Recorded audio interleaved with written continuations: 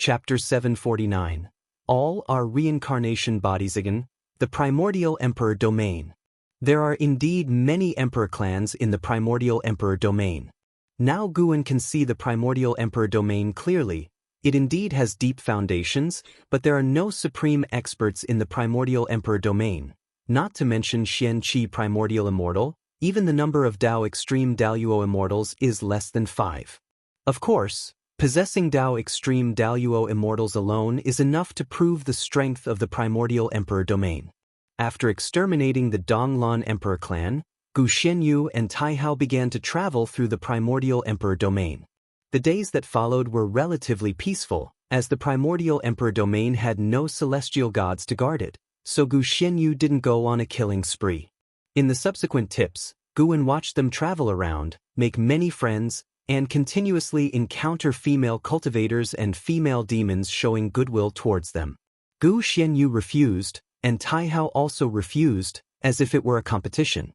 After experiencing so much, the relationship between the two grew closer. After leaving the primordial emperor domain, they still traveled together, traversing the heavens, and more names of the great thousand worlds appeared in the tips.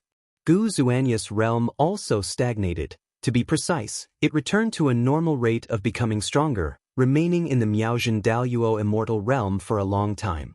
The two went to the Dao fields of great powers to listen to Dao, benefiting immensely, and Taihao even created new divine skills, which he passed on to Gu Xianyu. Gu Xianyu wasn't as creative as Taihao. He invested his lifespan evolution into the other shore heavenly god skill and profound abyss yin and yang protection. The 9 heavens true dragon chi also improved, but its frequency in the tips was clearly lower than the other two. At this rate it's hard to die.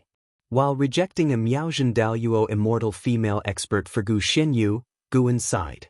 The sea breeze blew gently, and sitting on the reef, he couldn't help but stretch lazily. The smoothness of this life made him feel somewhat bored, but he could only wait. The age in the tips rapidly increased, and even after tens of millions of years, Gu Xianyu did not encounter any sieges by immortal gods. However, his cultivation realm had reached the Dao extreme Daoist immortal. He was inseparable from Taihao, going everywhere together. They visited the endless Dao mountain to listen to the Dao, gaining great fame and receiving exalted titles from the ancient great powers of the endless Dao mountain, being called the 2 great saints of the great Dao. CTH Novelfire. Net website on Google to access chapters of novels early and in the highest quality. This ancient great power was called the Supreme Sect Master, whose cultivation was unfathomable, and even Dao extreme Daoist immortals bowed to him. In the current endless Dao mountain, Guan hadn't heard of this name. The Supreme Sect Master openly declared in the Dao field that Gu Xianyu and Taihao had the potential to become saints. The potential to become saints? Guan was somewhat curious, but from the tips, he couldn't understand what the potential to become saints was. After being bestowed with their titles by the Supreme Sect Master, Gu Xianyu and Taihao's fame spread far and wide. Wherever they went, great powers from various sects and clans came to welcome them, leading to much less conflict. It wasn't until Gu Xianyu was over 100 million years old that he experienced only a few major battles, and his cultivation realm still remained at the Dao extreme Daoist immortal. He seemed to be no longer in a hurry and no longer relied on lifespan evolution abilities. When approaching 200 million years old, Gu Xianyu encountered Yen Yueshi again. Even after so many years, her affection for him hadn't changed, and she even wanted to leave her sect to travel the heavens with him. This time, Guan agreed because he saw that Gu Xuanyi's mental state had changed in the tips. Reaching this realm, if he still refused his beloved for fear of trouble, it would indeed be too pathetic. Yen Yuex's joining greatly displeased Taihao, leading to many arguments between the two, often stopped by Gu Xuanyi's words. Yen Yueshi hoped Gu Xianyu could stop, marry her, and become Dao companions. Taihao, however, believed that the great Dao is long and that one should not stop before seeing the end of the great Dao. This argument persisted until the arrival of the immortal gods. Countless immortal gods descended, surrounding the three, and even several supreme immortals joined the fray. After fighting for hundreds of years, Yen Yueshi was captured. The immortal gods threatened Gu Xianyu to surrender. This time, Gu Wen had no choice, indicating that Gu Xianyu had no hesitation in his heart. He told Taihao to escape alone, then walked towards the supreme immortals. Ultimately, he was captured by the immortal gods. Gu Wen thought it was the end for him, but the tips continued. He was brought to the celestial court, where a celestial Dao venerable ordered him to be thrown into the heavenly prison. He began meditating and seeking enlightenment in the heavenly prison. During this time, many immortal gods came to recruit him, some for the Son of Heaven, others for the celestial Dao venerable, but Gu Wen refused them all. Now, Gu Wen only wished for Gu Xianyu to end his life soon, to avoid exposing his life-span-stealing ability. However, the celestial court wouldn't kill him.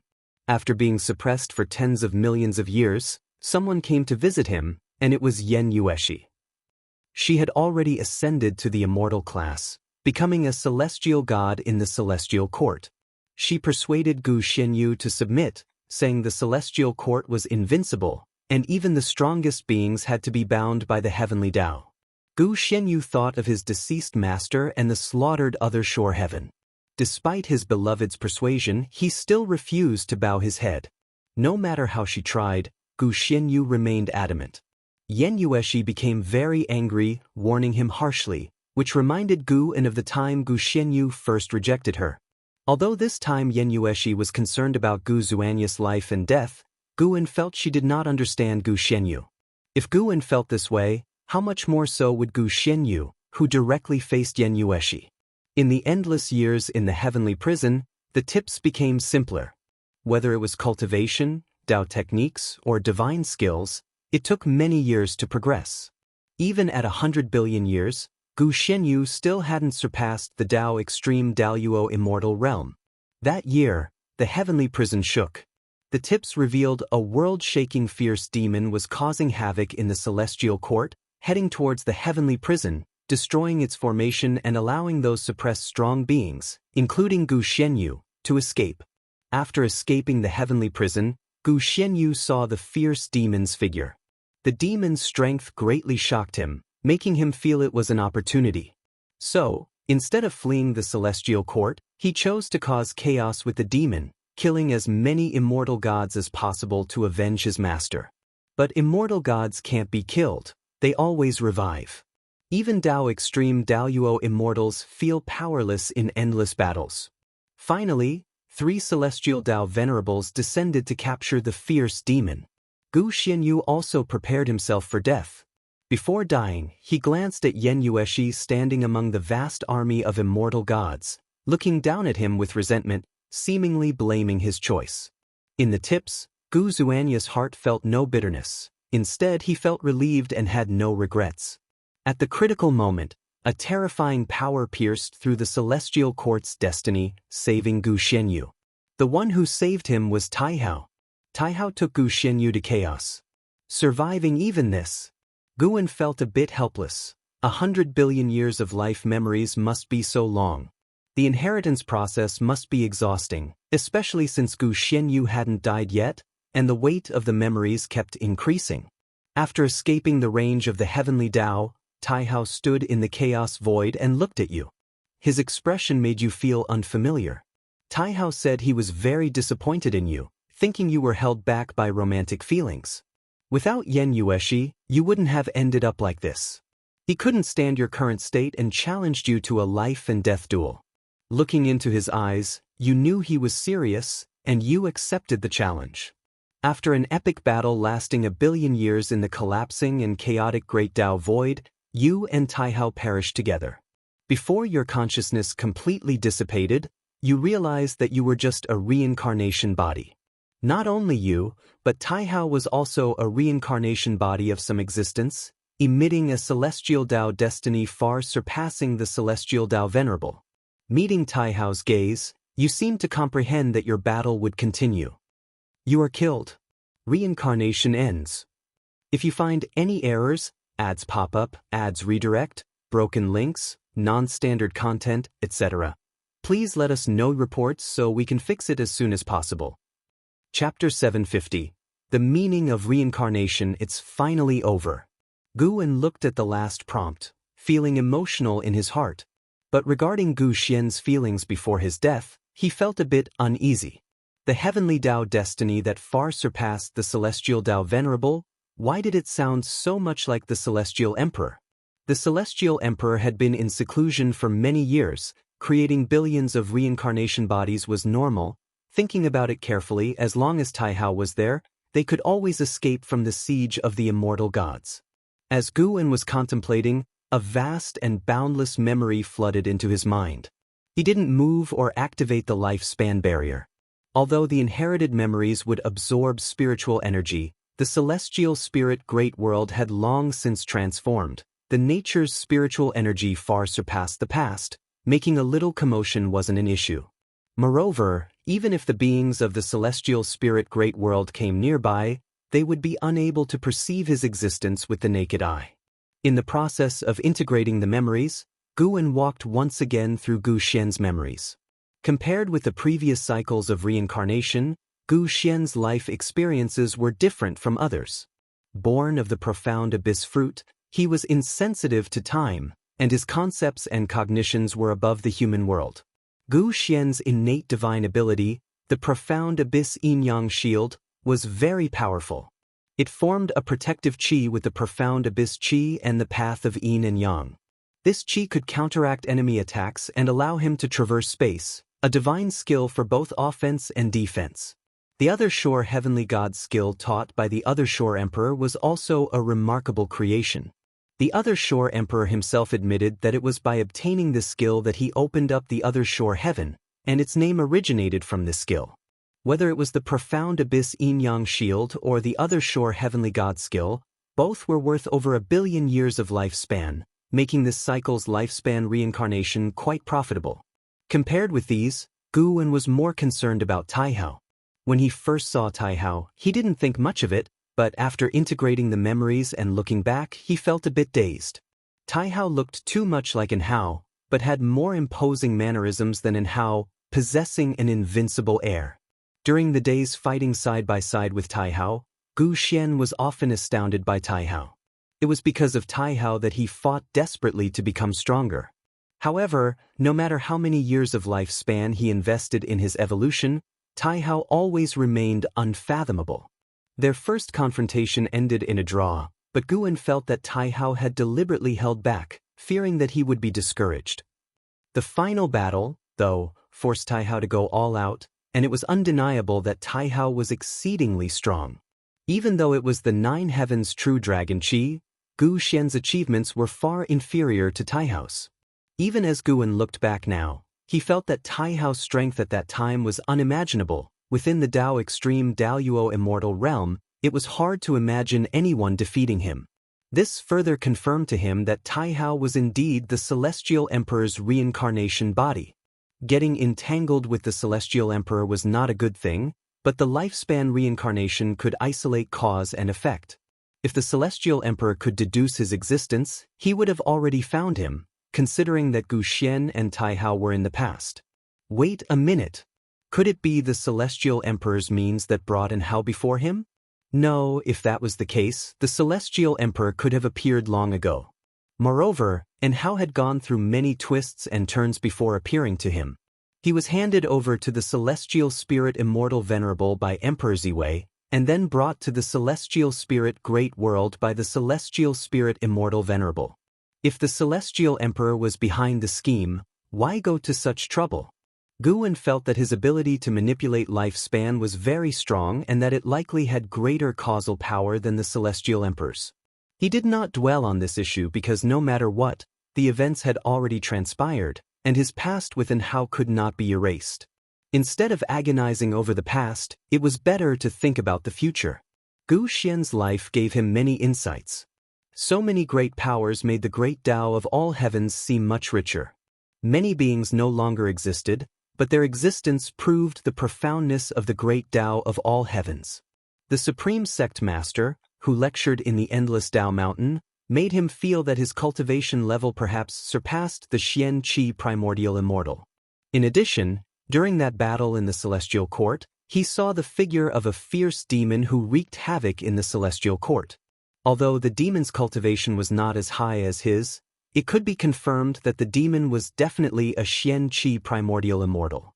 9 out of 10, the demon had just entered the Xianxia primordial immortal realm, believing itself invincible on its path, and thus fought its way to the celestial court. If it didn't have such cultivation, it wouldn't have been able to break into the celestial court. For a powerful figure like a Dao extreme Daoist immortal trying to forcefully break into the celestial court, those celestial Dao venerables, supreme immortals would definitely intervene, never giving the Dao extreme Daoist immortal the chance to break in. Of course, even if a Dao extreme Daoist immortal couldn't break in, escaping while besieged by immortal gods would not be difficult. That fierce demon could have escaped, but chose to fight to the death, likely bearing a deep blood vendetta, with killing intent heavier than Gu Xian's. The posture of standing alone against billions of immortal gods left a deep impression on Gu, and Guan opened his eyes. The ocean in front of him churned incessantly. In the distance, he saw the silhouettes of cultivators exploring. No one could perceive him.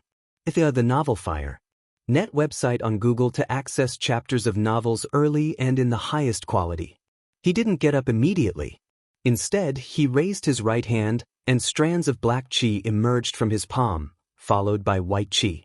The black and white qi intertwined, seemingly following some kind of pattern. Profound Abyss Yin-Yang Shield. This divine skill, having been continuously evolved by Gu Xian, had reached an extremely profound level. Even compared to the divine skills Guan currently mastered, it was top tier. Only the absolute void I could barely surpass it. Just mastering the other Shore Heavenly God skill and profound Abyss Yin-Yang Shield, Gu Xian could already conquer the all heavens and myriad realms. Originally, Guan planned to undergo more lifespan reincarnations to celebrate breaking the trillion-year lifespan mark, but just Gu Xian's life made him feel pained. He didn't want to undergo lifespan reincarnation again. He decided to rest for a few million years first. Guan stood up and walked towards the Daoist field of the beginningless.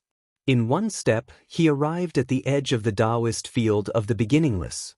Following his usual habit, he admired the scenery along the way. The mountain was still the same mountain, but the flowers and plants on it were constantly changing. Some seemed no different from the past, but had long since undergone a cycle of new and old replacement. As he walked, Guan was still reminiscing about Gu Xian's life. Gu Xian was different from other reincarnation bodies. Though he performed heroic deeds, he had no humanity. He resembled an immortal, thinking differently from the mortal spirits. When faced with Yen Yuex's persuasion, he could decisively sever his emotions. He didn't fear hardship or loneliness, always determined to accomplish what he believed in. Compared to personal gain, he cared about his own path and the meaning of his existence. Seeking revenge against the immortal gods, aside from obsession, was also to find his own value. He was born from the profound abyss ancient tree, with no parents, and the tree itself had not become sentient. He was a creation of the heavenly Tao, not knowing his origin or his destiny. During the billions of years he was imprisoned in the heavenly prison, he kept pondering why he existed. These thoughts had now all been transmitted into Gu An's mind. What is the meaning of reincarnation? Gu An also pondered this question. The great Tao could create new life. There was no need for souls to be reborn repeatedly. Master! A voice called out. Sin appeared out of thin air before Guan. He excitedly said, Master, I've created a divine skill. Please take a look and evaluate it. As he spoke, he raised his right hand. Small vines grew from his palm, quickly forming a tree, then branching and leafing out. If you find any errors, ads pop up, ads redirect, broken links, non-standard content, etc., please let us know reports so we can fix it as soon as possible. Chapter 751. The Immortal arrives. Born for the destiny. Looking at the small tree in Sin's hand, Guan could feel a formidable curse power contained within the tree, eerily similar to the malevolent force of the desperate celestial tomb. If one were to be ensnared by the tree's vines, their mana would dissipate. Even if one could manage to escape, they would be plagued by misfortune for the rest of their life. Guan chuckled softly. Not bad, but you must be careful of being backfired by this kind of power. Sin nodded, then began to speak excitedly. describing the inspiration and future plans for this divine skill.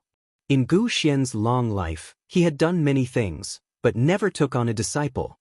After merging with his memories, facing his disciple again, he felt a sense of novelty. As he regarded sin, he suddenly understood the meaning of reincarnation. To the great Tao, reincarnation was of little help, but to those beings with regrets in their hearts, reincarnation was hope. The existence of the path of reincarnation made the world constructed by the great Tao not just one of birth and destruction. Having figured this out, Guan no longer dwelled on the matter. Compared to such questions, there were many other things worth pondering. What shall I do tomorrow? Should I listen to music, or indulge in wine and pleasure? Never mind, I'll combine both.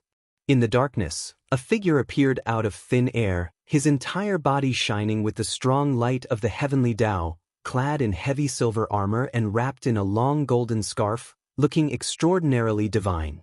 He lowered his eyes, his expression cold and indifferent, and within his eyes, specks of starlight appeared, seemingly containing two universes. Indeed, full of life, but alas, everything shall be reshaped. The happiness, pain, hatred, and hope you now possess will become meaningless, yet seeing the presence of immortal gods in one's lifetime is fortunate enough, a life not lived in vain. The silver armor immortal god muttered to himself as he raised his right hand, and a golden scroll appeared in his hand, unfolding it with his left hand. In an instant, the scroll burst forth with brilliant golden light, dazzling like the sun, illuminating the darkness. Strands of golden energy gushed out, increasingly faster, countless in number, all flying toward the darkness below, forming a magnificent river of golden qi. At the same time, deep within the void of the 3,000 great worlds emerged innumerable golden qi, quickly growing larger, surging toward the heavens and the earth of various realms. Guan, standing side by side with Xiaolon, slightly raised his eyes, and through the celestial spirit great world, he saw the conditions of the other great thousand worlds. A powerful force of immortal gods was descending. This force would present all beings the vision of the immortal gods' arrival, and convey the will to compete for destiny, telling them how to survive the upcoming calamity. To end killing by killing, to strive by fighting. Brother Gu, do you think there's a genius in our Xiao family? Xiaolon turned her head to look at Guan, smiling as she asked. They stood at the eaves of a palace, overlooking a vast square in front, where tens of thousands of disciples of the Xiao family were meditating and absorbing qi. The spiritual energy formed spirals of varying sizes, creating a spectacular scene, while the edge of the square was marked by a sheer cliff, thick fog shrouding the mountain, as if fairy traces were hidden within the mist. Guan replied, "Compared to our era, these disciples are all geniuses." Xiaolon shook her head and laughed. As you said, compared to the past, but in the current human world, they are nothing. Even the lowest mortals in our continent are engaging in immortal cultivation. Upon reaching adulthood, they possess qi power comparable to the Foundation establishment realm.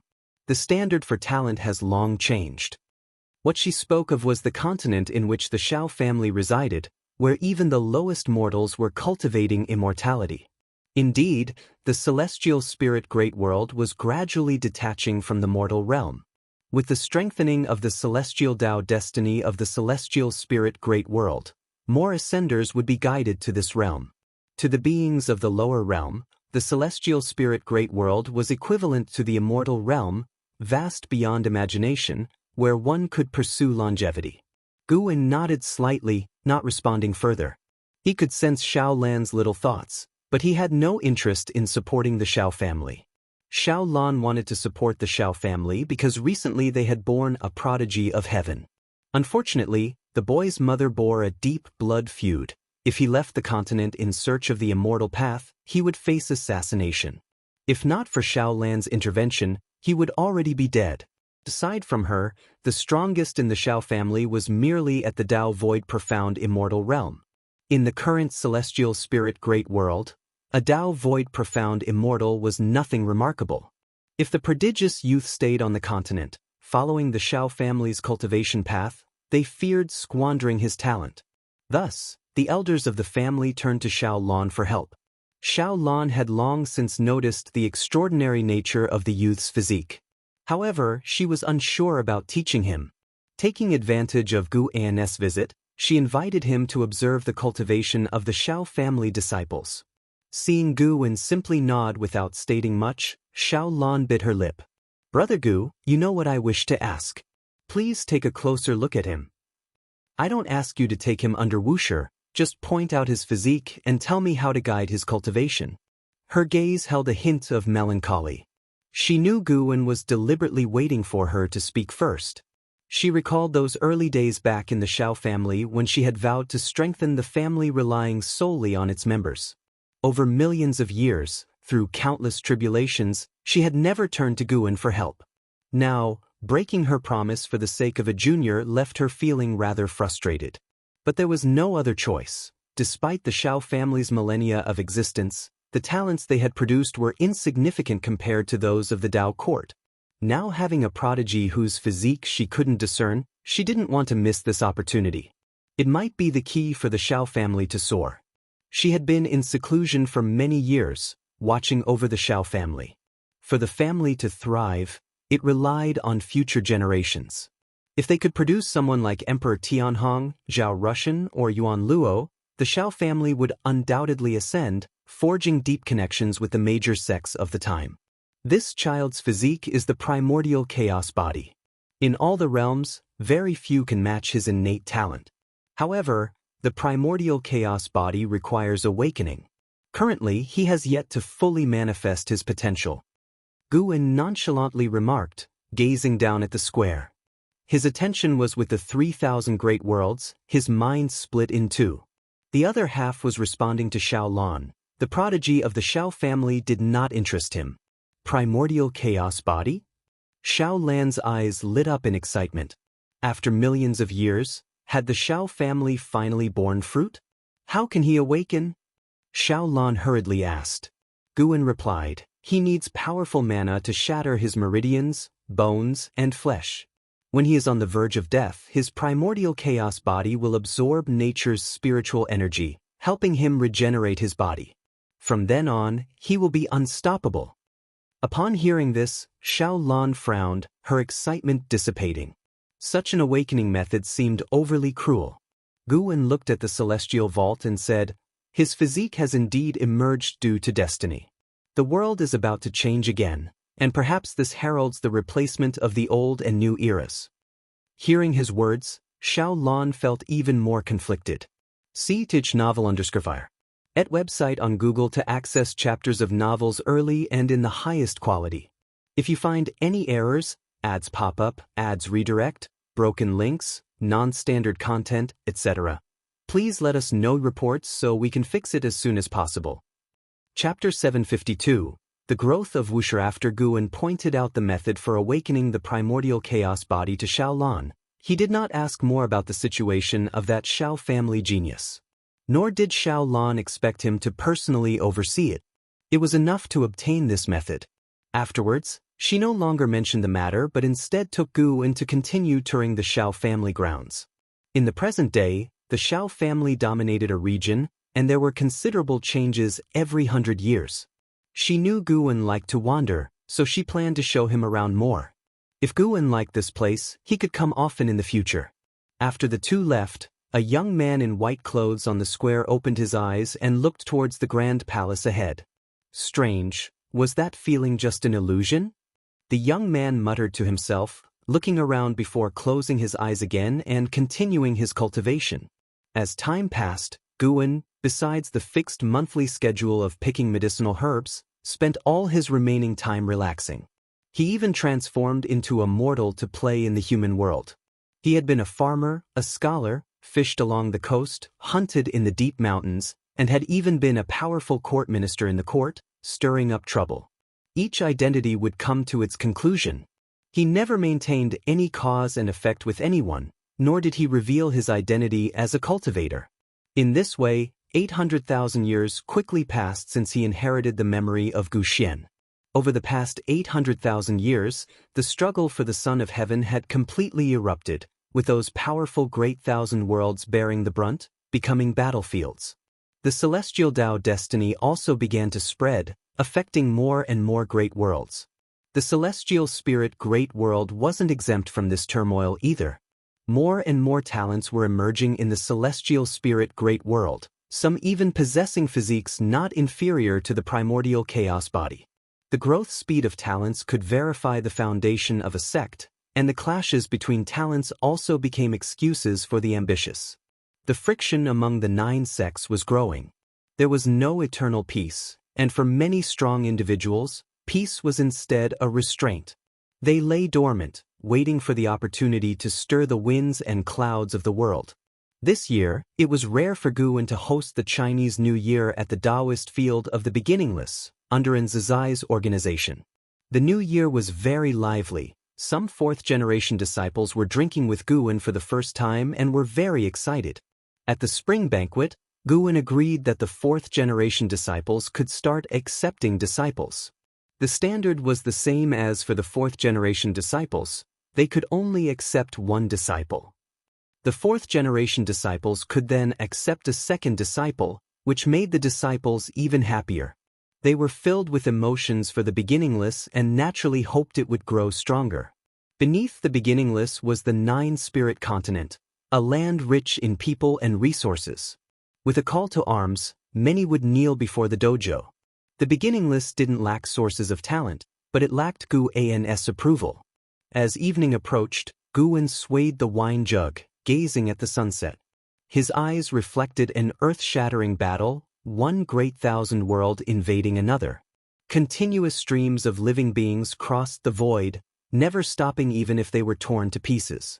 Sar the Nefire. At website on Google to access chapters of novels early and in the highest quality. Master, I've written a roster recording all the disciples. Would you like to take a look? An Exan came to Guwen's side and asked softly. Guwen had restrictions on the disciples accepted by the 3rd and 4th-generation disciples, but not on the 2nd-generation disciples. Now, the number of disciples in the Beginningless had exceeded 150, even the youngest disciple had grown up and could stand alone if they went out. Of course, to leave the Beginningless, one must at least cultivate to the Zizai immortal realm. Guwen accepted the roster, opened it with one hand, and reviewed it carefully. He mainly focused on Nzin's writing, from which he could see the depth of her Tao intent and her mood while writing. Master, if the struggle for the Son of Heaven affects the celestial spirit great world, can the disciples be given a chance to train? An Exan saw that Guwen was in a good mood today, so she smiled and asked softly.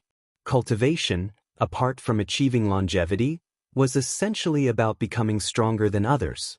After practicing for millions of years, only sparring with fellow sect members had become tedious for the disciples. They also wanted to vanquish demons and save all living beings, just like the stories Guwen wrote in his books. An Xian also wanted to do something to put her learning to use. All right, you can arrange it then. Guwen glanced at an Exan, smiling. His response made an Xian uneasy, fearing that Guwen might be angry. Master, if you don't want us to do this, we can refrain from going out. An Xian quickly expressed her intentions. Guwen smiled helplessly and said, I wouldn't play mind games with you all. Since I've agreed, it means I truly consent. Hearing this, an Exan finally breathed a sigh of relief. She didn't know why, but over the past 1,000,000 years, she felt Master had become more and more dignified. Although he still smiled, an extraordinary aura of transcendence brought her increasing pressure with each passing day. If she felt this way, what more the other disciples? Guwen heard her thoughts but did not explain. Nowadays, he no longer cared about what others thought. Even if they were nervous facing him, so what? After all, he would not harm the people around him. Nervousness wouldn't affect anything. He was now thinking about one thing: when to break through. Currently, he had a lifespan of 16 trillion years. A vast amount, but he felt it wasn't stable enough for a breakthrough. Of course, if he were to wait for a quadrillion years, he wouldn't be able to endure it. After hearing Guwen's words, an Xian felt she had overthought, beginning to speculate on what Master was thinking. Master wasn't a petty person. He either agreed or disagreed, never letting the disciples guess. Then, she toasted Guwen with a glass of wine before bowing and taking her leave. In the torn dark void, figures of living beings were fighting everywhere. More than the stars, a heartbreaking sight. Explosions appeared continuously in all directions, with distortions in time and space, mysterious shadows traversing the darkness. Zhang Buku, clad in silver armor, was also fighting. He wielded a long spear, his momentum unstoppable. No one could block him, and his gaze was always fixed on a massive shadow in the distance. Molo Qilin. Zhang Buku didn't know the name of this demon, nor could he see its true form, only the crimson eyes of the Molo Qilin, which filled him with dread. What a terrifying evil demon! Its momentum was even stronger than the celestial calming god. He was filled with confusion, wondering how the Son of Heaven could drive such an evil demon to fight for him. Did the celestial court not intervene?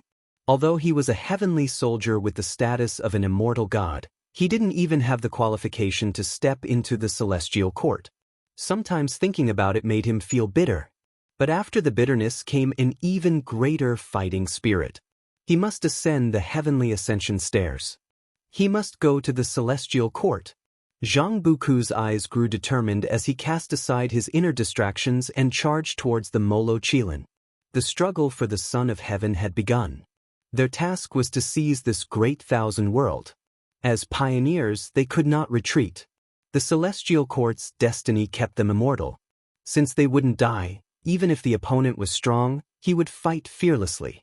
Many heavenly soldiers had the same thought, all striving to slay the Molo Qilin. In the exceedingly distant void, atop the gigantic Molo Qilin's head stood a man in black. He crossed his arms over his chest, his face coldly arrogant. He looked down at the heavenly soldiers charging toward him with contempt in his eyes. If you find any errors, ads pop up, ads redirect, broken links, non-standard content, etc., please let us know reports so we can fix it as soon as possible.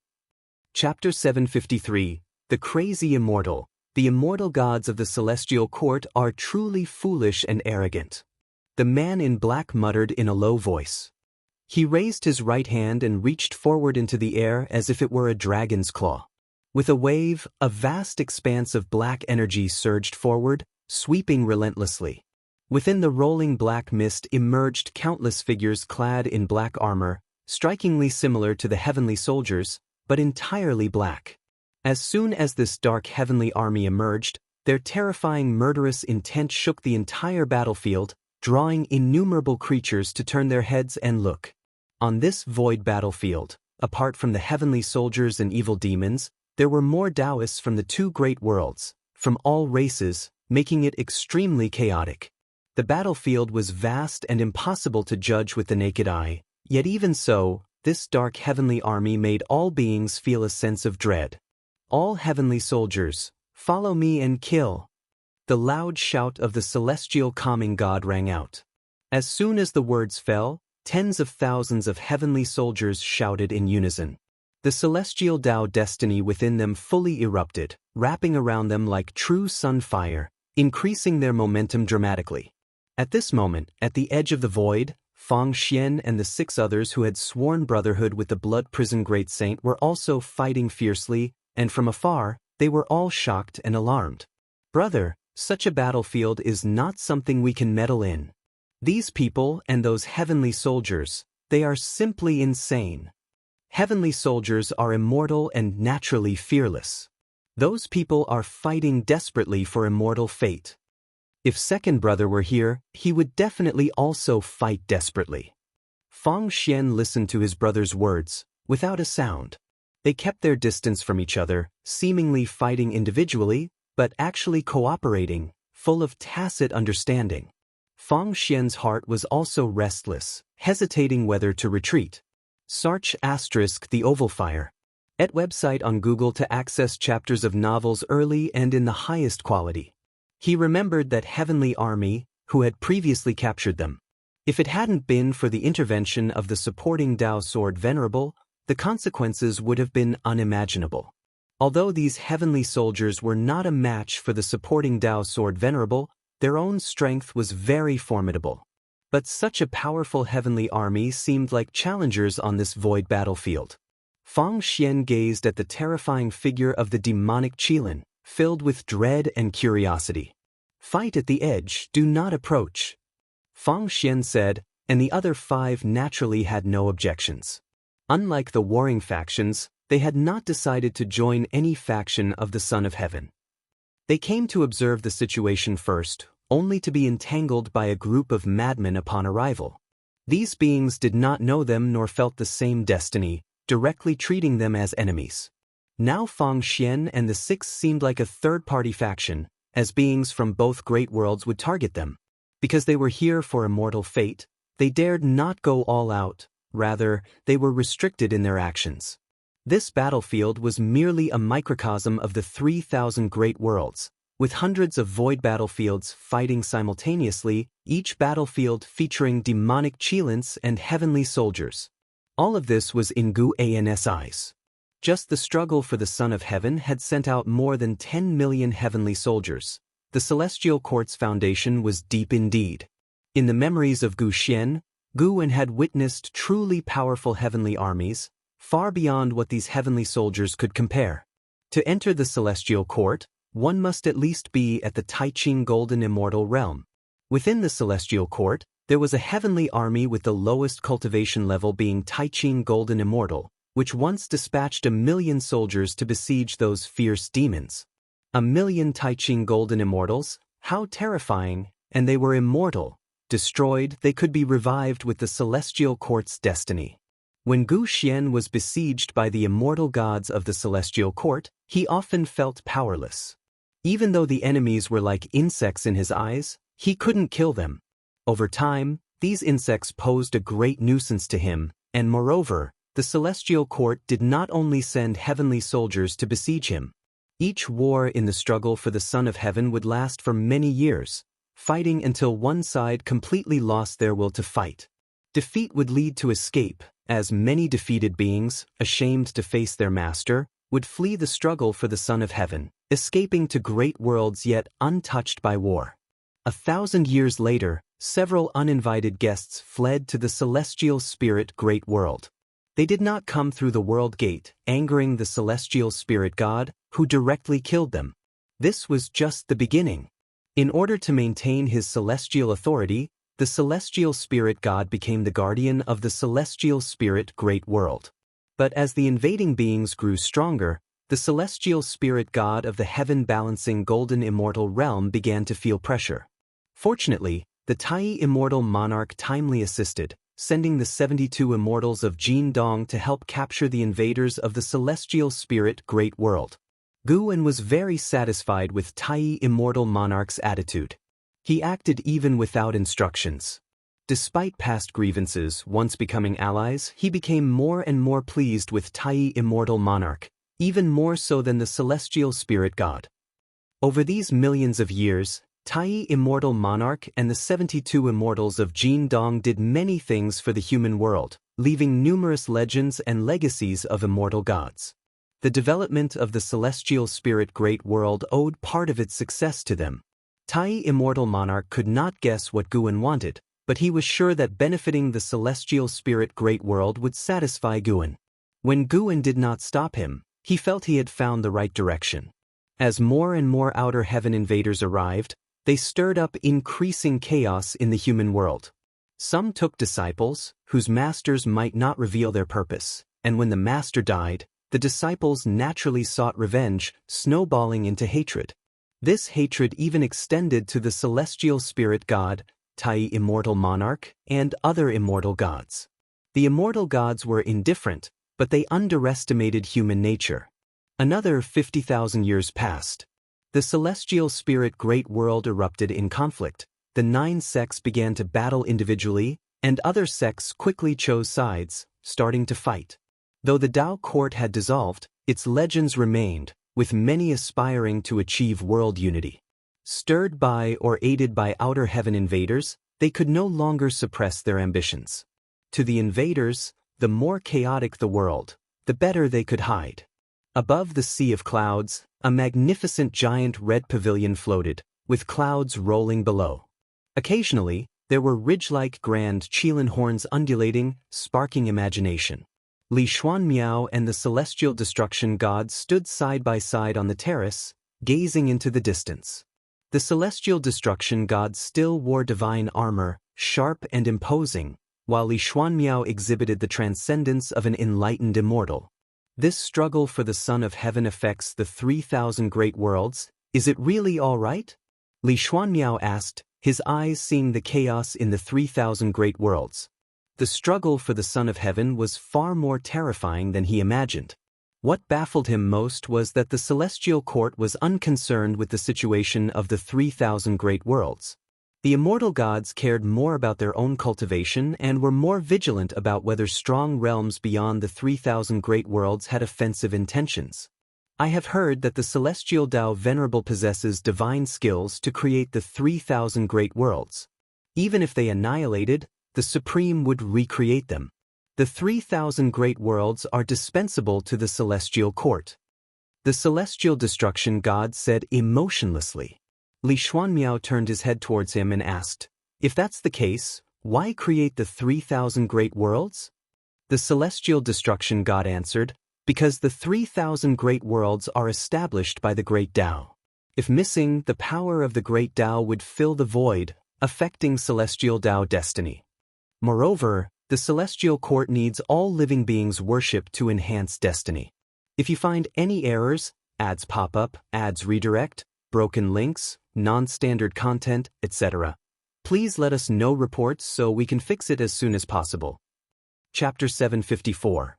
The inevitable conclusion. The celestial destruction god's response made profound mystery think of many possibilities, and he began to suspect heavenly Tao itself. The two fell into silence, each lost in thought. The enormous red pavilion continued its journey, the mysterious ridged armor below subtly visible through the clouds, with a low, thunder-like breathing sound faintly heard. All right, don't overthink it. You are already an immortal god and should no longer view problems from a mortal's perspective. Excessive compassion will only harm you. The celestial court has celestial rules. If you stay in the celestial court long enough, you'll realize that all your current concerns are meaningless. The celestial destruction god spoke. Although his immortal position was one rank lower than Profound Mystery, their relationship was very amiable, and Profound Mystery did not require him to be overly formal in private. Profound Mystery nodded and said, perhaps I really do need to adjust my mindset. Saying this, he still felt a deep dissatisfaction with the immortal gods. The reason he had followed Gu In initially was that he believed Gu In to be an immortal god. Later, real immortal gods appeared, but they were not like he had imagined. The true protector of all living beings was Gu In. When he arrived at the celestial court, he held on to a faint hope that the celestial court internally would be compassionate towards all living beings, but that turned out not to be the case. In the celestial court, let alone compassion for mortal spirits, if he didn't initiate, not a single immortal god would mention the 3,000 great worlds. He heard more about Primordial Emperor Domain, Misty Immortal Court, Endless Tao Mountain, Abyss Tao Sea, and other great Tao realms. The different levels made it difficult for Profound Mystery to adapt. The 3,000 great worlds had so little presence. How could he not feel disheartened? This struggle for the Son of Heaven is likely to last many years. It is said that the cultivation levels of the two Sons of Heaven are roughly the same, and now they are both in seclusion. No matter which side gains the upper hand, they will eventually face off against each other. The more destiny their camps accumulate, beyond showcasing their talents, it also boosts their own destiny. Once the Sons of Heaven take action, the 3,000 great worlds are destined to turn to ashes. The celestial destruction god spoke softly and then paused before saying, with the divine venerables around, the struggle for the Son of Heaven should not involve us. You can rest easy. CTH Novel Fire. Net website on Google to access chapters of novels early and in the highest quality.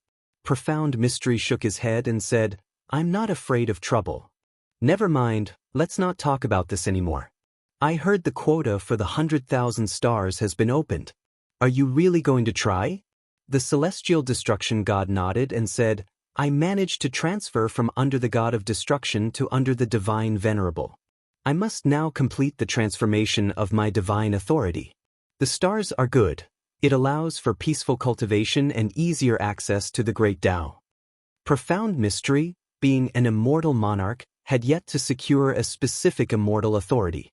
However, he was not worried because his master, the radiant divine venerable, had already made arrangements for him. Now, apart from cultivation, he represented his master, walking through the heavenly realm, using his master's name to acquaint himself with various immortal gods. The two began discussing their upcoming travels. The immortal palace they were visiting also had significant backing, and even the celestial destruction god looked forward to this trip. He benefited from profound mystery's influence. This kind of visit wasn't just for conversation. They would either get to hear the Tao or receive the other's bounty. Not only did various immortal gods respect the radiant divine venerable, but they also had high hopes for profound mystery's future. Anyone who could pass the heavenly Daoist test and ascend had boundless potential. The test imposed by the heavenly Tao was a battle between mortal spirits and immortal gods, its difficulty nearly impossible to overcome. Despite the celestial court owning countless universes, those who could ascend like profound mystery were few and far between. Many relied on connections with immortal gods for selection to immortality. A day in heaven is a year on earth, and conflicts in the 3,000 great worlds were rapidly evolving. Another 10,000 years passed, and there was no pure land left in the 3,000 great worlds, filled everywhere with slaughter and war. This year, in the celestial spirit great world, sects were contending for supremacy externally, while evil demons invaded from outside. Even the celestial spirit god guarding the world gate experienced defeat. Disciples of Wuxia began to emerge, rescuing the suffering beings. In the imperial palace on the Taizong continent, Guan was playing chess with Li Xiandao. The weather was cool, and a gentle breeze stroked their hair. At this moment, Li Xiandao frowned deeply, pondering. Guan casually waved a folding fan in one hand and held a teacup in the other, feeling utterly at ease. Even the 10 or so shooting stars streaking across the sky did not catch his attention. Li Xiandao took a deep breath and said, "I lost." He lifted his eyes to Guan, wanting to speak but hesitating. "You have something on your mind. Speak up, don't hold it in," Guan said with a smile. As long as he didn't deliberately avoid it, anyone's inner thoughts would directly reach his ears. However, some words still needed to be said by the other party. Li Xiandao stared at Guan intently and said, "There are unified sects in this world, but no unified imperial dynasty. Even the bygone holy court focused primarily on the immortal cultivation realm, disregarding the safety and well-being of common people. I want the Taizong dynasty to become the ruler of the world. I want to be an unprecedented emperor." Over the years, Li Xiandao had always been cautious, considering Guan in every decision to avoid disapproval, which was why the Taizong dynasty had remained problem-free. With Guan around, Li Xiandao never acted recklessly. But over time, he too would feel weary and needed a greater goal to invigorate himself. "If you want to contend, then contend. I've never restricted or obstructed you, have I?" Guan said with a shake of his head and a laugh. Li Xiandao breathed a sigh of relief. It was good that Guan didn't mind. "Then I will strive for it." Over the years, the Taizong dynasty has been accumulating power. Since Yang Jian left, Longtime has taken on the responsibilities. He is even stronger than Yang Jian. Speaking of this, pride filled Li Zuando's face. Longtime was the son of Long Qing, equivalent to Gu An's grand disciple. By virtue of this relationship, Li Xiandao treated Longtime very well, even allowing the Long family to grow strong. Longtime did not disappoint him, never overstepping bounds. In both the court and among the people, there was just that Longtime was more like a crown prince. Longtime had indeed grown significantly, achieving the title of primordial Dao Emperor in his youth. Now, he had reached the cultivation level of Daoist Zhang Zizai Immortal. He was the face of the Taizong dynasty, and even if he did not take action, no force dared to offend the Taizong dynasty in the surrounding seas. He had come this far with considerable help from Gu, and Longtime's magnanimous and upright character greatly aligned with Gu An's preferences. Now, Guan spent more time visiting him than Longqing. Li Xiandao was also a Daoist Zhangzizai immortal, but he kept it well hidden. The world only knew him as a free immortal. The strength of his cultivation meant that Li Xiandao was no longer constrained by aristocratic families or sections.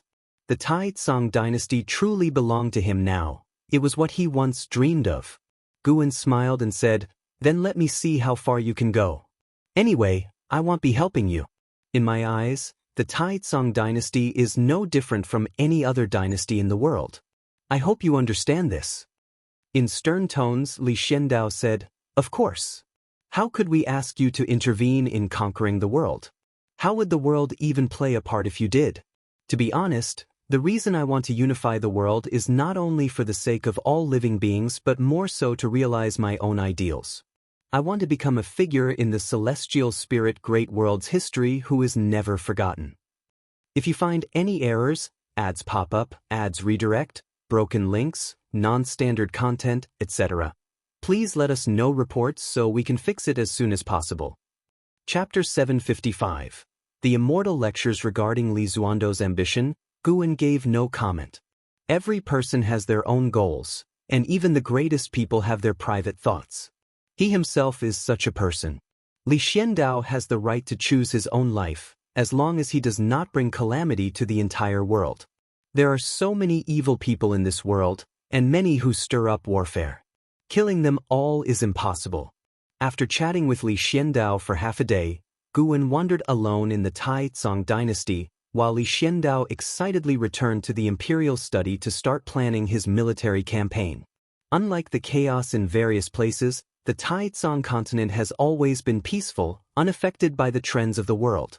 However, even in peaceful lands, there are people in suffering. If Guan encounters them, he does not hesitate to help. He has the ability to save the world, but he does not do so because of the laws of the Great Tao.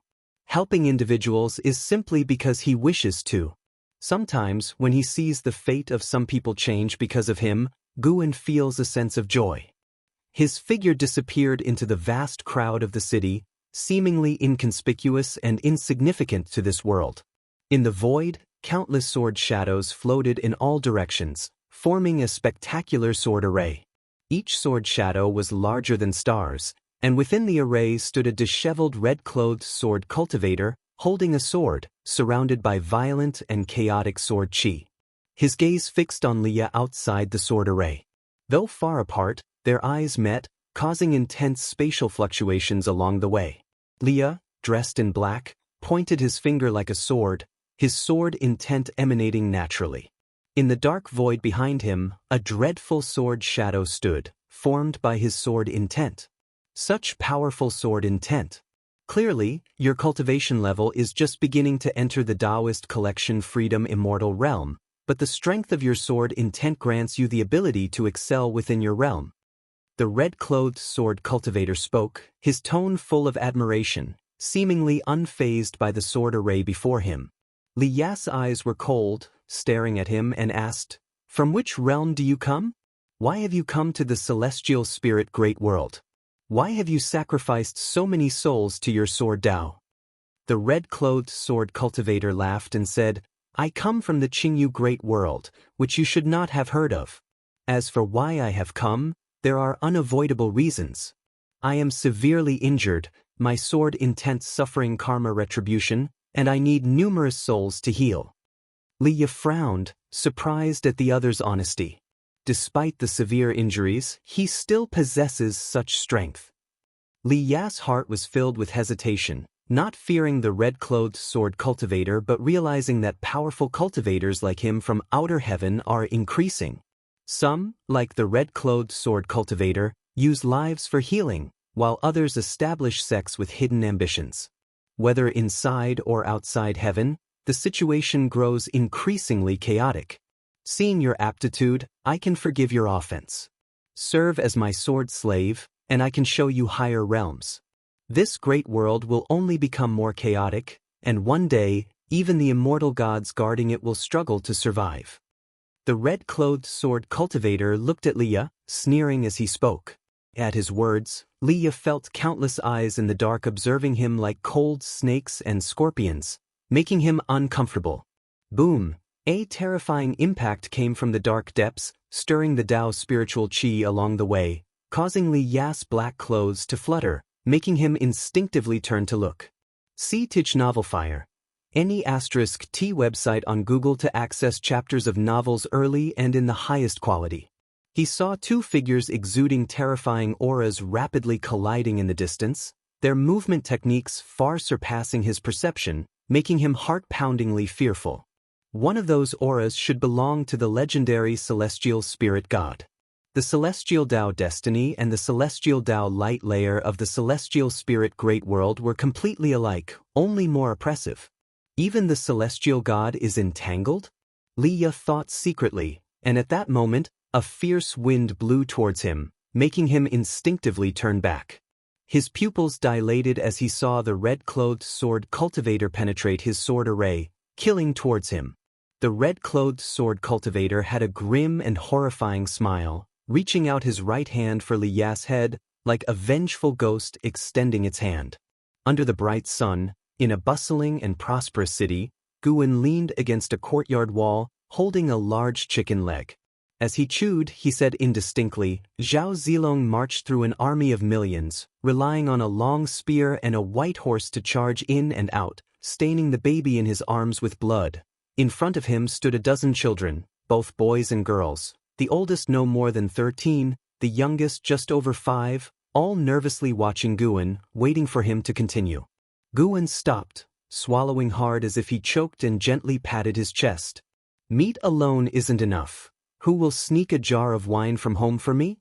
Guwen asked with a smile, causing the children to burst into an uproar. You already spent a lot of our money on this roast chicken, and now you want a drink? How can you be like that?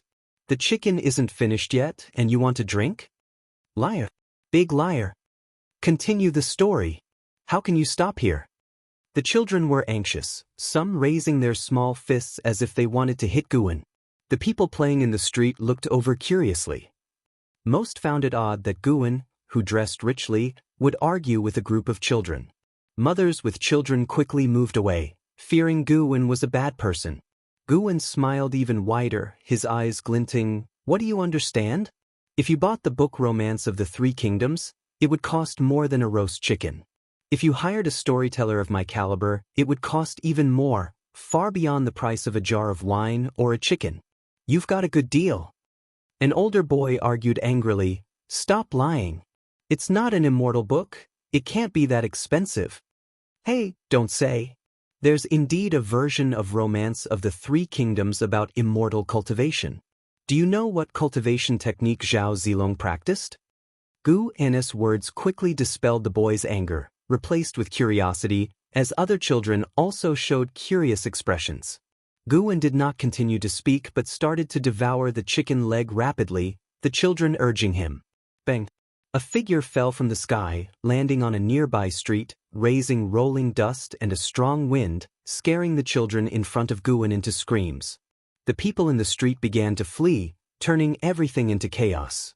As the dust settled, two figures appeared. It was the red-clothed sword cultivator and Liya. The red-clothed sword cultivator held Liya by the neck with one hand, raising him in the air, covered in blood and very miserable. Still refused to submit? I've been very restrained, otherwise this city would have turned to ashes. If you don't agree, I'll extract the souls of everyone in this city before your eyes to offer as sacrifices, the red-clothed sword cultivator sneered. Then his gaze swept around and quickly focused on Guwen and the group of children gathered by the courtyard wall, making them stand out conspicuously. Liya faced away from Guwen, unable to sense his presence, but noticed the red-clothed sword cultivator's gaze, glancing with his peripheral vision. His pupils shrank and a strange smile appeared on his face. If you find any errors, ads pop up, ads redirect, broken links, non-standard content, etc., please let us know reports so we can fix it as soon as possible.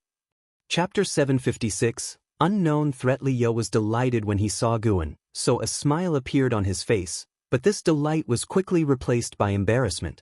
Sar the Novel Fire. Any *T website on Google to access chapters of novels early and in the highest quality. Every time he met Guan, he bragged about how free he was outside. Previously, Li Xianyu had exposed his lies in front of Guan, saying he often got injured. It was hard for him to cope with that, and this time, he got caught red-handed by Guan. How could he not be embarrassed? The red-clothed sword cultivator noticed the change in Li Ya's expression. He squinted at Guan, who was surrounded by children, and sneered, "You know this person?" Li Ya replied with difficulty, "I advise you not to act recklessly or else." Before he finished speaking, the red-clothed sword cultivator grabbed him and appeared out of nowhere, standing before the children, scaring them away with cries. The red-clothed sword cultivator scrutinized Guan and asked, "Did you come specifically to rescue him? How could there be such a coincidence? He descended from the sky, chose a random city, and yet he encountered the captive's acquaintance."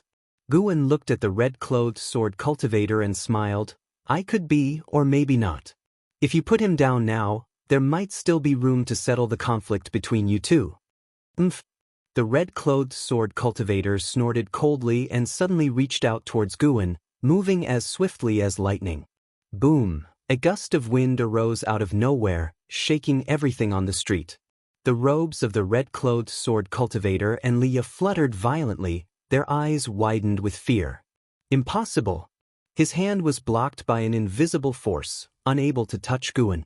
What astonished him the most was that the aura he released should have been enough to obliterate everything within 1,000,000 miles, yet apart from the strong wind, nothing was destroyed around him. In a split second, he realized the vast difference in power between him and his opponent. Even if he wasn't seriously injured, he wouldn't be a match for this person. "Senior, the red-clothed sword cultivator hurriedly spoke, but before he could finish, Guan's eyes turned cold, and he turned to ash. Li Ya fell to the ground, half kneeling, and touched his throat, feeling the cold mana dissipating. He turned to Guan and couldn't help but ask, "Did you come specifically to rescue me? You have successfully taken 31,782,281 years of lifespan from the Red Sword Ghost Demon, late stage of heaven-encompassing free immortal realm. Only 31 million years of lifespan, a bit too little." Guan replied, "I have been in this city for 2 days, telling those children the story of the romance of the 3 kingdoms. I've almost finished half of it." Upon hearing this, Li Ya was horrified. Could it be that Guan had foreseen things to this extent? That red-clothed sword cultivator randomly chose a place to descend but happened to land near Guan. During the descent, he didn't feel Guan's presence, which means Guan really calculated that he would come here, and it was 2 days ago. Li Ya was now the primordial Dao Emperor. His cultivation level had reached the Daoist collection Freedom Immortal realm, and he had his understanding of the path of cause and effect derivation. However, he still couldn't fathom how Guan did it. It was too incredible. Seeing Li Ya's terrified expression, Guan asked with a smile, "What? Do you want me to reveal a bit of heavenly secrets to you? Like today's calamity, you will face more of in the future?" "No. I don't want to know." Li Ya hurriedly interrupted, extremely flustered. Even so, Guan's words already left him cold. Would he face similar troubles in the future? Although he often got injured and said he didn't mind, who would want to get hurt if they could avoid it? Li Ya wasn't a masochist. He didn't fight to get badly injured every time. Unfortunately, his strength was inadequate. Guan changed the topic and asked, "Do you need my help to heal?" Li Ya's face turned awkward, and he shook his head in refusal. "Then take your time recovering. I'm leaving." Guan said these words and disappeared from where he stood. Was it Li Ya's illusion, or did he see Guan's lips curl into a smile when he turned around? The feeling of relief from surviving was quickly replaced by embarrassment and shame, making him wish he could find a hole to crawl into. He could only try to think positively that junior brother Gu had saved him more than once, and he should get used to it. Just the thought of being held by the throat and lifted into the air made his face flush with embarrassment. He didn't want to face Guan, and luckily Guan didn't stay longer. According to junior brother Gu, the world will become even more chaotic in the future. Li Ya thought worriedly, seemingly unable to escape the feeling of powerlessness no matter how high his cultivation level reached. The path of the great Dao was indeed long. When could he become like junior brother Gu, with the ability to laugh at the world? Dust flew as Liya stood on the street, lost in thought until the presence of approaching civilians brought him back to reality, then he vanished from the spot. Rescuing Liya was just a minor episode, Guan didn't mind much. If it wasn't for this catastrophe that left Liya with no hope, he wouldn't have intervened even if Liya suffered a lot. But this incident was enough to prove that the celestial spirit Great World had been forced into the struggle for the Son of Heaven. Besides hiding and creating chaos, some of the outsiders were also working for the Son of Heaven to win over the major sections. In Gu N's view, the celestial spirit Great World would inevitably fall into turmoil. More and more outer heaven visitors and immortal gods appeared, causing the future of the celestial spirit Great World to change daily, all reflected in Gu N's eyes. He saw countless outcomes in the future. Knowing all results, he could choose the destiny he was satisfied with, but for now he didn't want to intervene. As long as the celestial court didn't invade the celestial spirit Great World on a large scale, other situations were just minor skirmishes. In a good mood, Guan walked through the mountains, humming a tune while observing the changes in the destiny of heaven and earth. He saw many people's hardships. Even the Tai immortal monarch and the 72 immortals of Jin Dong would fall into dire situations. On the other side, among the continuous mountains on a hillside, the 72 immortals of Jin Dong were distributed, some meditating and cultivating, some comprehending the rules of heaven and earth, others deducing the future. The purple dragon star monarch looked towards the horizon, his brows furrowed slightly. A female immortal approached him curiously and asked, "Senior brother, what are you looking at? You've been frowning for quite a while." The purple dragon star monarch softly replied, "Something is watching the celestial spirit Great World. Even I cannot fully deduce its cause." The female immortal said indifferently, "Now that the struggle for the Son of Heaven has begun, even though the 3,000 great worlds are inhabited by mortal spirits, there are always some Daoists. Perhaps someone is weighing whether to hide in this world." "No, it doesn't feel like a mortal spirit." The purple dragon star monarch shook his head. These words made the female immortal feel surprised. "Not a mortal spirit? You mean a Son of Heaven has targeted the celestial spirit Great World?" the female immortal asked. The purple dragon star monarch replied, "It's not a Son of Heaven, and it's not even an immortal. I can't say for sure, but maybe something wants to take advantage of the struggle for the Son of Heaven to commit evil in the 3,000 great worlds." Upon hearing this, the female immortal's face turned serious. Although the celestial court seemed unshakable, there were many hidden enemies, not just within the range of the celestial Dao destiny, but also many terrible beings in the chaos watching the celestial court, waiting for an opportunity. If you find any errors, ads pop up, ads redirect, broken links, non-standard content, etc., please let us know reports so we can fix it as soon as possible. Chapter 757, Dao Extreme Lectures on the Dao. Time continued to flow rapidly. In the ever-running river of time, new heroes kept emerging.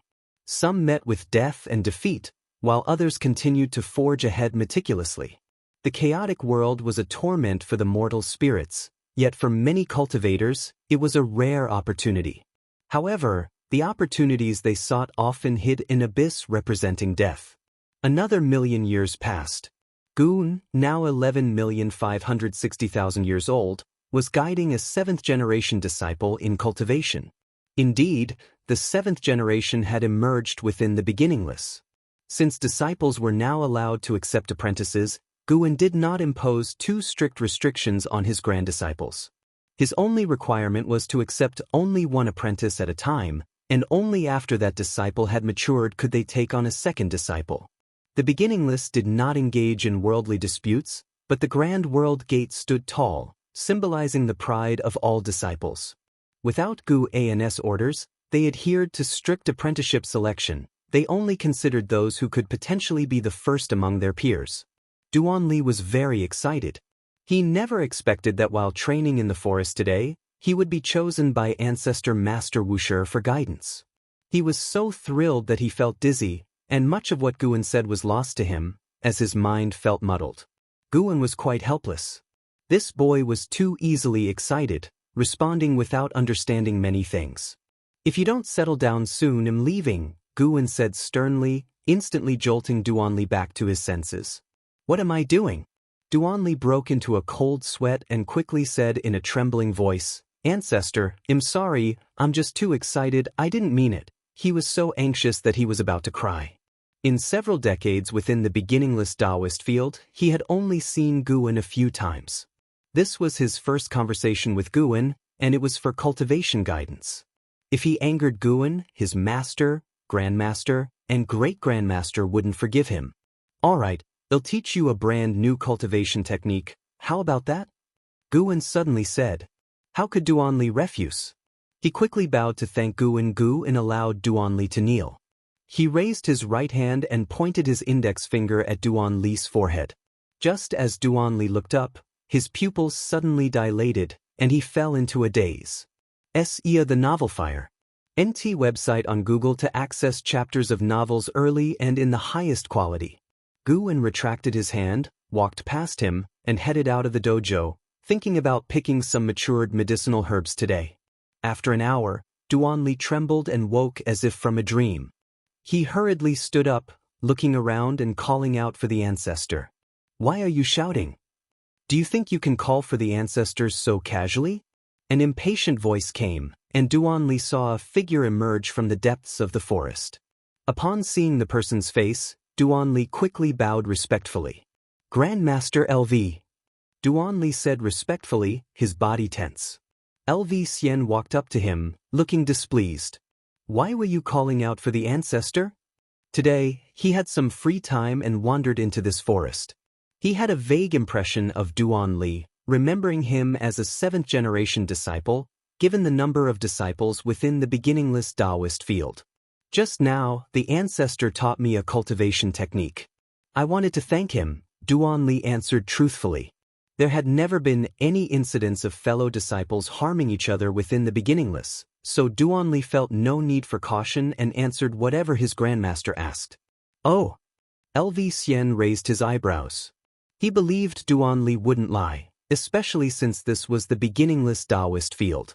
His master hadn't taken on new disciples for many years, let alone guided grand disciples in cultivation. Could there be something special about this boy? LV Xian scrutinized Duanli closely, making the latter very uneasy. Duanli wanted to escape, but he didn't dare offend LV Xian.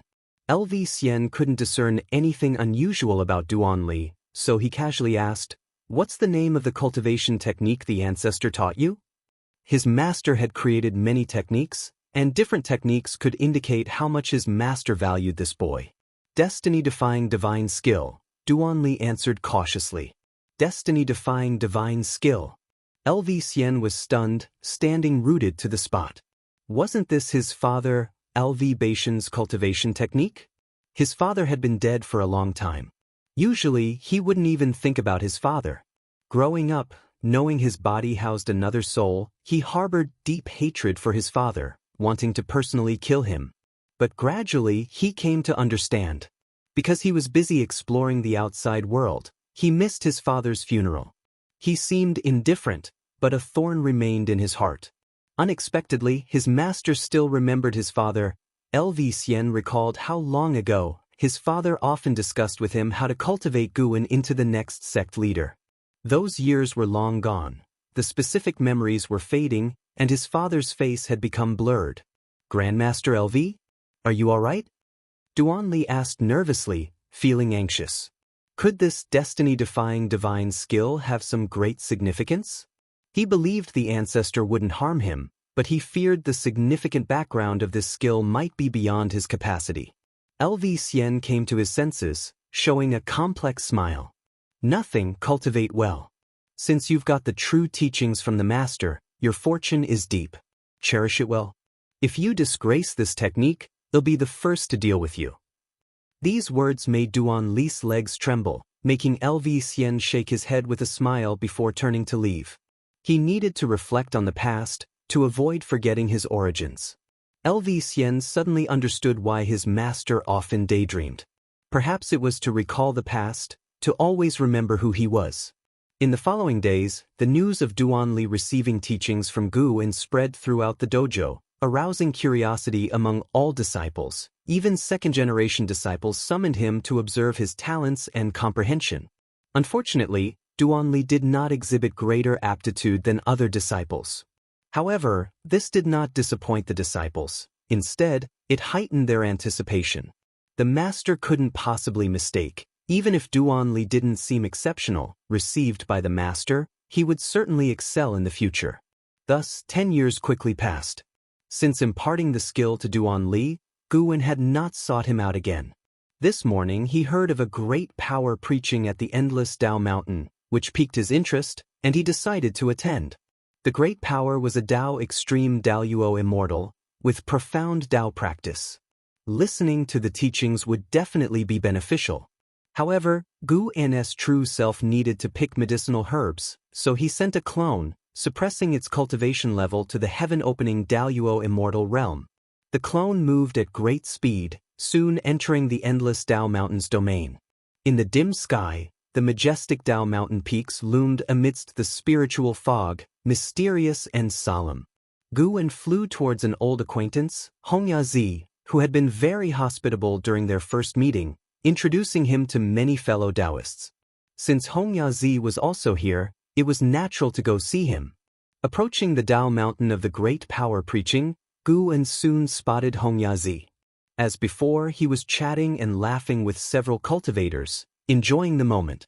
Hongya was the first to notice Gu En, exclaiming with joy, "Fellow Daoist Meng Lang, long time no see. If you find any errors, ads pop up, ads redirect, broken links, non-standard content, etc. please let us know reports so we can fix it as soon as possible." Chapter 758, Jiang Rulai, beyond the heavenly Dao. Looking at Hongya, Gu En smiled and nodded at him. Hongya, after saying a few words to those around him, flew towards Gu En. It had been millions of years since their last meeting, and Hongya was as enthusiastic as ever, holding Gu En's hand and having endless things to talk about. Gu En knew that the misty immortal court had had a rough time over the years. The Son of Heaven had been putting pressure on them, hoping they would participate in the struggle for the Son of Heaven, but the misty immortal court had its own pride and repeatedly refused. The Son of Heaven's patience had worn thin, and this put great pressure on the misty immortal court. Hongya came to unwind and had no intention of getting involved in the matters of the misty immortal court. The two chatted for a while and then ascended Dao Mountain together. Along the way, Hongya introduced Gu En to this Dao extreme Daoist immortal named Jiang Rulai, who was born in the primordial emperor domain. He had once been part of the immortal class, later reincarnated and started his cultivation anew, breaking free from the celestial court's destiny. No one knew how long he had lived. When Hongya was young, he had heard of Jiang Rulai's name. His admiration for Jiang Rulai clearly surpassed that for the white-haired ancestor. After ascending the mountain, the two arrived at Jiang Rulai's dojo, which was vast and already filled with many people meditating. They found a corner and sat down. Listening to Hongya recount Jiang Rulai's deeds, Gu En looked forward to seeing Jiang Rulai even more. Although Gu En's cultivation level was higher than Jiang Rulai's, he likely had not lived as long as Jiang Rulai. Even the venerable Gu Xianyu had lived through accelerated periods to achieve enlightenment, which requires the accumulation of years. Perhaps the conversation grew deeper, as Hongya couldn't help lamenting the misty immortal court's stance towards the celestial court. Many of their fellow immortals who had ascended urged them to submit, but if the misty immortal court became the lackeys of the Son of Heaven, their status would surely decline, unless this Son of Heaven truly became the celestial emperor. Otherwise, the path in the celestial court for the misty immortal court would only get narrower. Hongya couldn't understand what those fellow immortals were thinking, being so bold as to gamble the fate of the misty immortal court. Perhaps they have their reasons, Gu En comforted him. Hongya thought the same but was still filled with dissatisfaction towards those fellow immortal gods. Time passed quickly. A full 100 years passed before Jiang Rulai descended. By then, the dojo had gathered hundreds of thousands of listeners, a grand scale with the lowest cultivation level being heaven-balancing golden immortal. Jiang Rulai was enveloped in Dao light, with only Guwen able to see his true form. This person had skin like white jade, a face difficult to distinguish between male and female, with an extreme coldness between the eyebrows. Wearing a golden robe and a crown with golden horns resembling a flood dragon, he appeared like a supreme divine king descending, with a dharma aspect of the world behind him, exuding overwhelming dominance. Because of the Dao light surrounding him, other listeners could not see Jiang Rulei's true form, but this did not prevent them from being shocked by his aura. The moment Jiang Rulai appeared, the entire dojo fell silent. I have traveled through chaos and Hongmeng and gained much insight. Today, I will expound the Tao of creation for you all.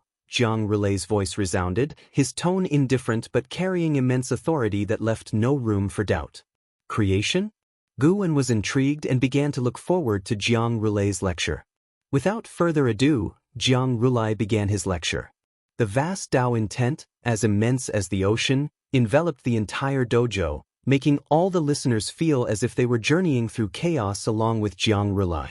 Chaos was even more vast than the Tao universe, with chaotic spiritual energy surging, everything appearing bizarre and fantastical, and seeming to have immortal spirits traversing without leaving any traces. Guwen was also immersed in it. This lecture lasted 30,000 years. After 30,000 years, all the listeners felt as if they had been abruptly pulled out of a dream, feeling a sense of loss. Guwen looked up at Jiang Rulai, who still sat high on the Tao platform, radiating boundless Tao light, unrivaled in the world. Sitting beside him, Hongyazi opened his eyes, and after a brief moment of confusion, showed a look of longing. Such vast creation Tao. If I could obtain even 1/10 of his achievement, I could surpass my current realm obstacle, Hongyazi praised, and Guwen nodded slightly, not saying a word. Sar the Ovalfire. Net website on Google to access chapters of novels early and in the highest quality. He noticed that Jiang Rulai was gazing at a certain place outside Endless Tao Mountain with a serious look, seemingly on guard against something. Far away in the Daoist field of the beginningless, Guwen's true self followed Jiang Rulai's gaze, crossing countless universes and arriving outside the heavenly Tao, close to the void near chaos, where a deep red mist was approaching the heavenly Tao. Guwen's true self raised an eyebrow.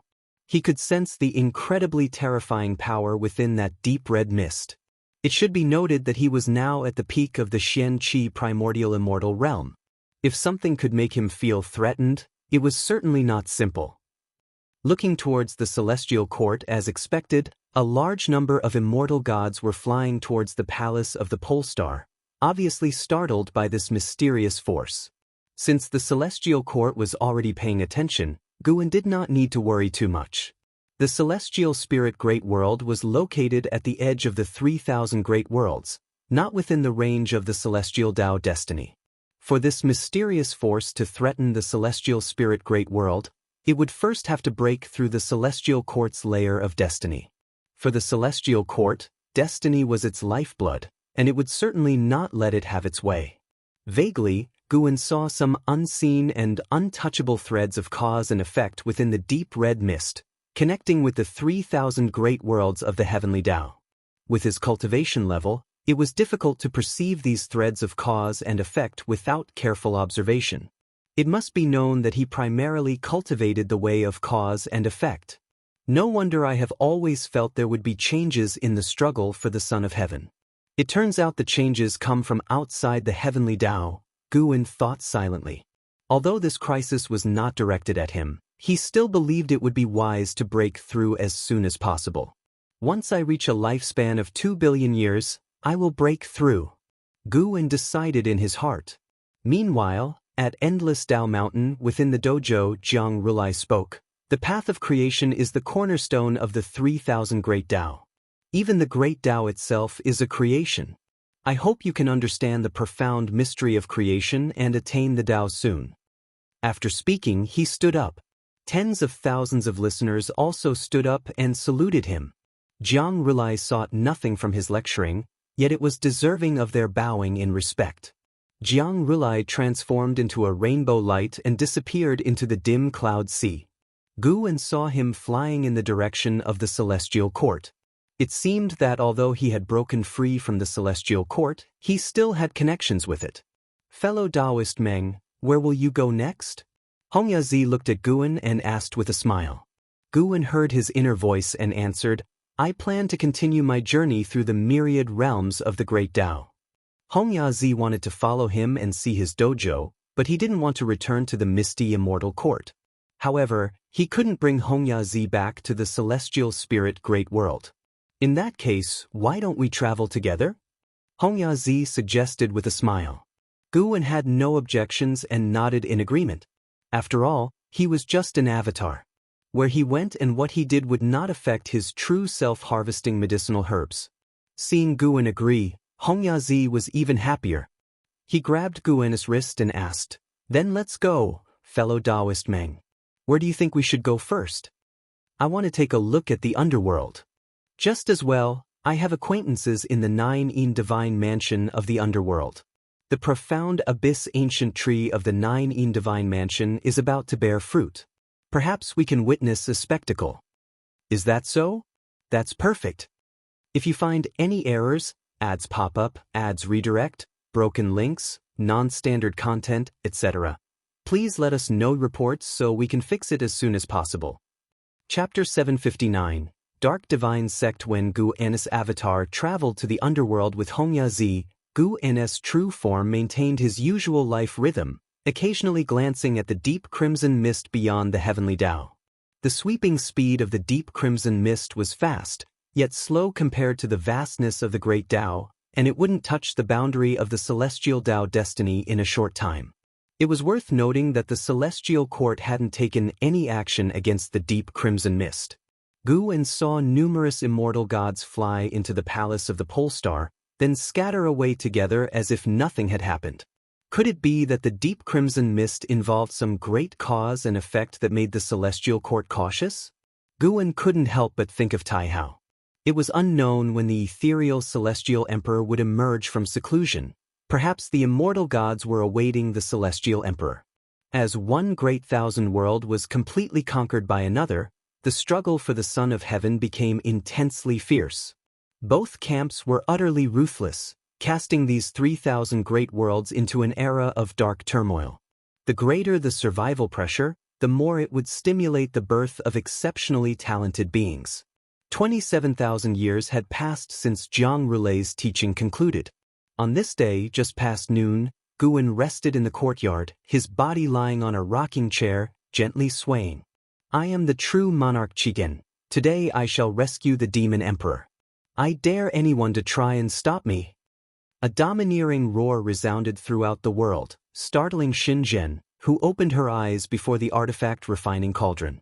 Not just her, all the disciples in the dojo heard, which piqued their curiosity. Qigyan? True Lord? Did you read your journey to the west again? Shenzhen turned her head to Guan, asking teasingly. Guan didn't open his eyes, his face covered by a round fan, softly saying, Who knows, to yell while rescuing someone, either arrogant or foolish. Shenzhen laughed. Whether successful or not, at least all living beings will remember his name and know of his act to rescue the demon emperor. Beneath the round fan, the corner of Guan's mouth lifted slightly, but he didn't reply. Cultivators across the world indeed were discussing the name of true monarch Qitian. This guy truly intended to rescue the demon emperor. Confident in his broad divine skills, he believed it would be successful. Yet, before he even saw the demon emperor, he was jointly suppressed by the 9 sect cultivators. Though the 9 major sects had begun to slaughter each other, they never ignored the demon emperor, dispatching great cultivators to guard him without concern for the wider world, their sole duty to watch over the demon emperor. After several days of great warfare, true monarch Qitian was thrown into the demon emperor's cave mansion, enduring endless days of darkness together. Interestingly, this true monarch Qitian was related to Guan. His ancestor was How Long, once raised by Guan roaming the human world. How Long already carried a divine name. Occasionally returning to the Daoist field of the beginningless, he spent most of his time wandering and frolicking in the human world, his progeny numerous, truly upholding the dragon's dignity. In the dim cave chamber, Heavy breathing echoed continuously. In the center sat a man in white clothes. Though his robes were torn, he remained unstained by dust, possessing an extraordinary aura. He was the Demon Emperor. In the corner of the cave loomed a curled shadow, like a fearsome giant serpent, from which the breathing came. If you're afraid, just bow and admit your mistakes to them, there might be a way out. The Demon Emperor spoke with closed eyes, his tone indifferent. At these words, demonic chi surged from the darkness, rushing towards the Demon Emperor. Silence! How could I be afraid? A furious shout erupted, revealing the fearsome shadow morphing into a disheveled man stepping forward. This man was none other than true monarch Qitian, with two sharp dragon horns sprouting from his head. He glared at the Demon Emperor, angrily saying, "Great sage equaling heaven was suppressed for 500 years without begging for mercy. How could I be afraid? Though I don't know who Great Sage is, 500 years can't compare to 1,000,000. Their patience far exceeds your imagination." The Demon Emperor spoke without opening his eyes. True monarch Qitian calmed down, confusedly asking, "They've imprisoned you for so long, for what? Couldn't they kill you?" Of course, if they could kill me, they would have done it already. Perhaps in the depths of destiny, heaven doesn't want me dead. The Demon Emperor's words piqued true monarch Qitian's curiosity. What divine skill have you cultivated, making you unkillable? You should care about yourself first, figuring out how to endure the millennia ahead. True monarch Qitian, upon hearing this, sat cross-legged before the Demon Emperor and said, "Although I haven't been imprisoned for millennia, I've spent years in seclusion. At worst, I'll cultivate here." His eyes roamed, observing the Demon Emperor's exceptional aura, steady as a rock. He suddenly felt this might be his great opportunity. Just like the myths, surviving catastrophe could bring fortune. Perhaps he could learn the undying divine skill from the Demon Emperor. Sun Wukong in Journey to the West possessed an immortal body. Even the celestial court couldn't subdue him. The Demon Emperor remained silent, while true monarch Qitian watched him, scratching his head, pondering. The days of suppression were far harsher and more despairing than true monarch Qitian had anticipated. Endless hopelessness would be a form of extreme torment. SAR the Novel Fire. Net website on Google to access chapters of novels early and in the highest quality. As time passed, true monarch Qitian's excitement and curiosity gradually faded, turning to agitation and rage, until all emotions were eradicated, leaving only numbness. Another 1,000,000 years passed. Guwen had just returned from the hidden spirit palace, entering the courtyard as an Xian quickly approached. "Master, recently a sect named Dark God Sect appeared in the human world. They widely spread scriptures, urging mortal spirits to believe in the Dark God, claiming darkness and light coexist, though the world remains bright, bones litter the land, and people's hearts find no redemption. The Dark God will bring darkness to the world's dangers, offering salvation in the darkness." An Xian spoke with deep concern, deeply wary of the Dark God Sect. Guwen asked, "Has the Dark God Sect started disrupting the human world?" "No, locating their sect is impossible. Only numerous scriptures are spread, misleading hearts. The Immortal Cultivation Sect is busy fighting and vying for power, neglecting the Dark God Sect. But I've deduced it and can't see through them. There's something unusual behind the Dark God Sect." An Xian spoke earnestly, staring at Guwen, hoping her master could provide answers. Guwen looked towards the celestial vault and said, "The Dark God indeed exists. He has arrived, observing this human world." And Xin's eyes widened and she asked, "Where is he? What does he look like?" Guwen didn't respond, calmly watching the celestial vault. Beyond the celestial spirit great world, in infinite darkness, sat a skeletal figure. Leg bones supported the hand bones, within the palms burned green flames, manifesting countless worldly scenes, rapidly transforming. If you find any errors, ads pop up, ads redirect, broken links, non-standard content, etc., please let us know reports so we can fix it as soon as possible. Chapter 760. The Calamity from Beyond the Heavenly Tao. The white skeleton in the darkness sat motionless. Only the green flame in its palms flickered continuously, looking bewitching and eerie. After an indeterminate amount of time, its skull slowly trembled, dark eyes opened under its brow bone, representing the ultimate evil of the great Tao, profound and terrifying. It slowly lifted its right hand, its bones spread apart, and 7 small bones wrapped in black mist flew out, disappearing into the darkness in the blink of an eye. Having done all this, it closed its eyes again and continued to fall into slumber. Far away in the celestial spirit great world, Guan did not tell an Xian about the origin of the dark divine sect, but said that the dark god resided in the outer heaven, making an Xian frequently look up to the sky, but she could see nothing, which only increased her desire for a higher realm. Under the background of world conflict, the dark divine sect, although drawing some attention, was not yet powerful enough to participate in the struggle for supremacy, so the major immortal cultivation sects did not pay much attention. Unbeknownst to anyone, the dark divine sect rapidly developed, eventually infiltrating various major sections. Those who were disillusioned and consumed by hatred were attracted to the ideals of the dark divine sect, and they even saw the divine presence of the dark god in their dreams, which obsessed them and drove them to madness. 50,000 years later, the dark divine sect had become an unignorable force in the human world, with followers in every sect. However, the dark divine sect could not stop the wars in the human world. Years of fighting had built up irreconcilable hatreds among the sects, and even if the dark divine sect stirred up trouble within them, they could not put aside their immediate enmity and interests. In the depths of the universe, before the world gate, celestial spirit god, Tai immortal monarch, the 72 immortals of Golden Cave, and Emperor Tianhong gathered here. Having regained his immortal position, Emperor Tianhong radiated with immortal light, brighter than the distant stars. At this moment, the faces of celestial spirit god, Tai immortal monarch, and the 72 immortals of Golden Cave were extremely grave. They surrounded Emperor Tianhong, all remaining silent. Celestial spirit god was the first to break the silence and asked, "Are we sure this is related to the chaos evil demon beyond the heavenly Tao?"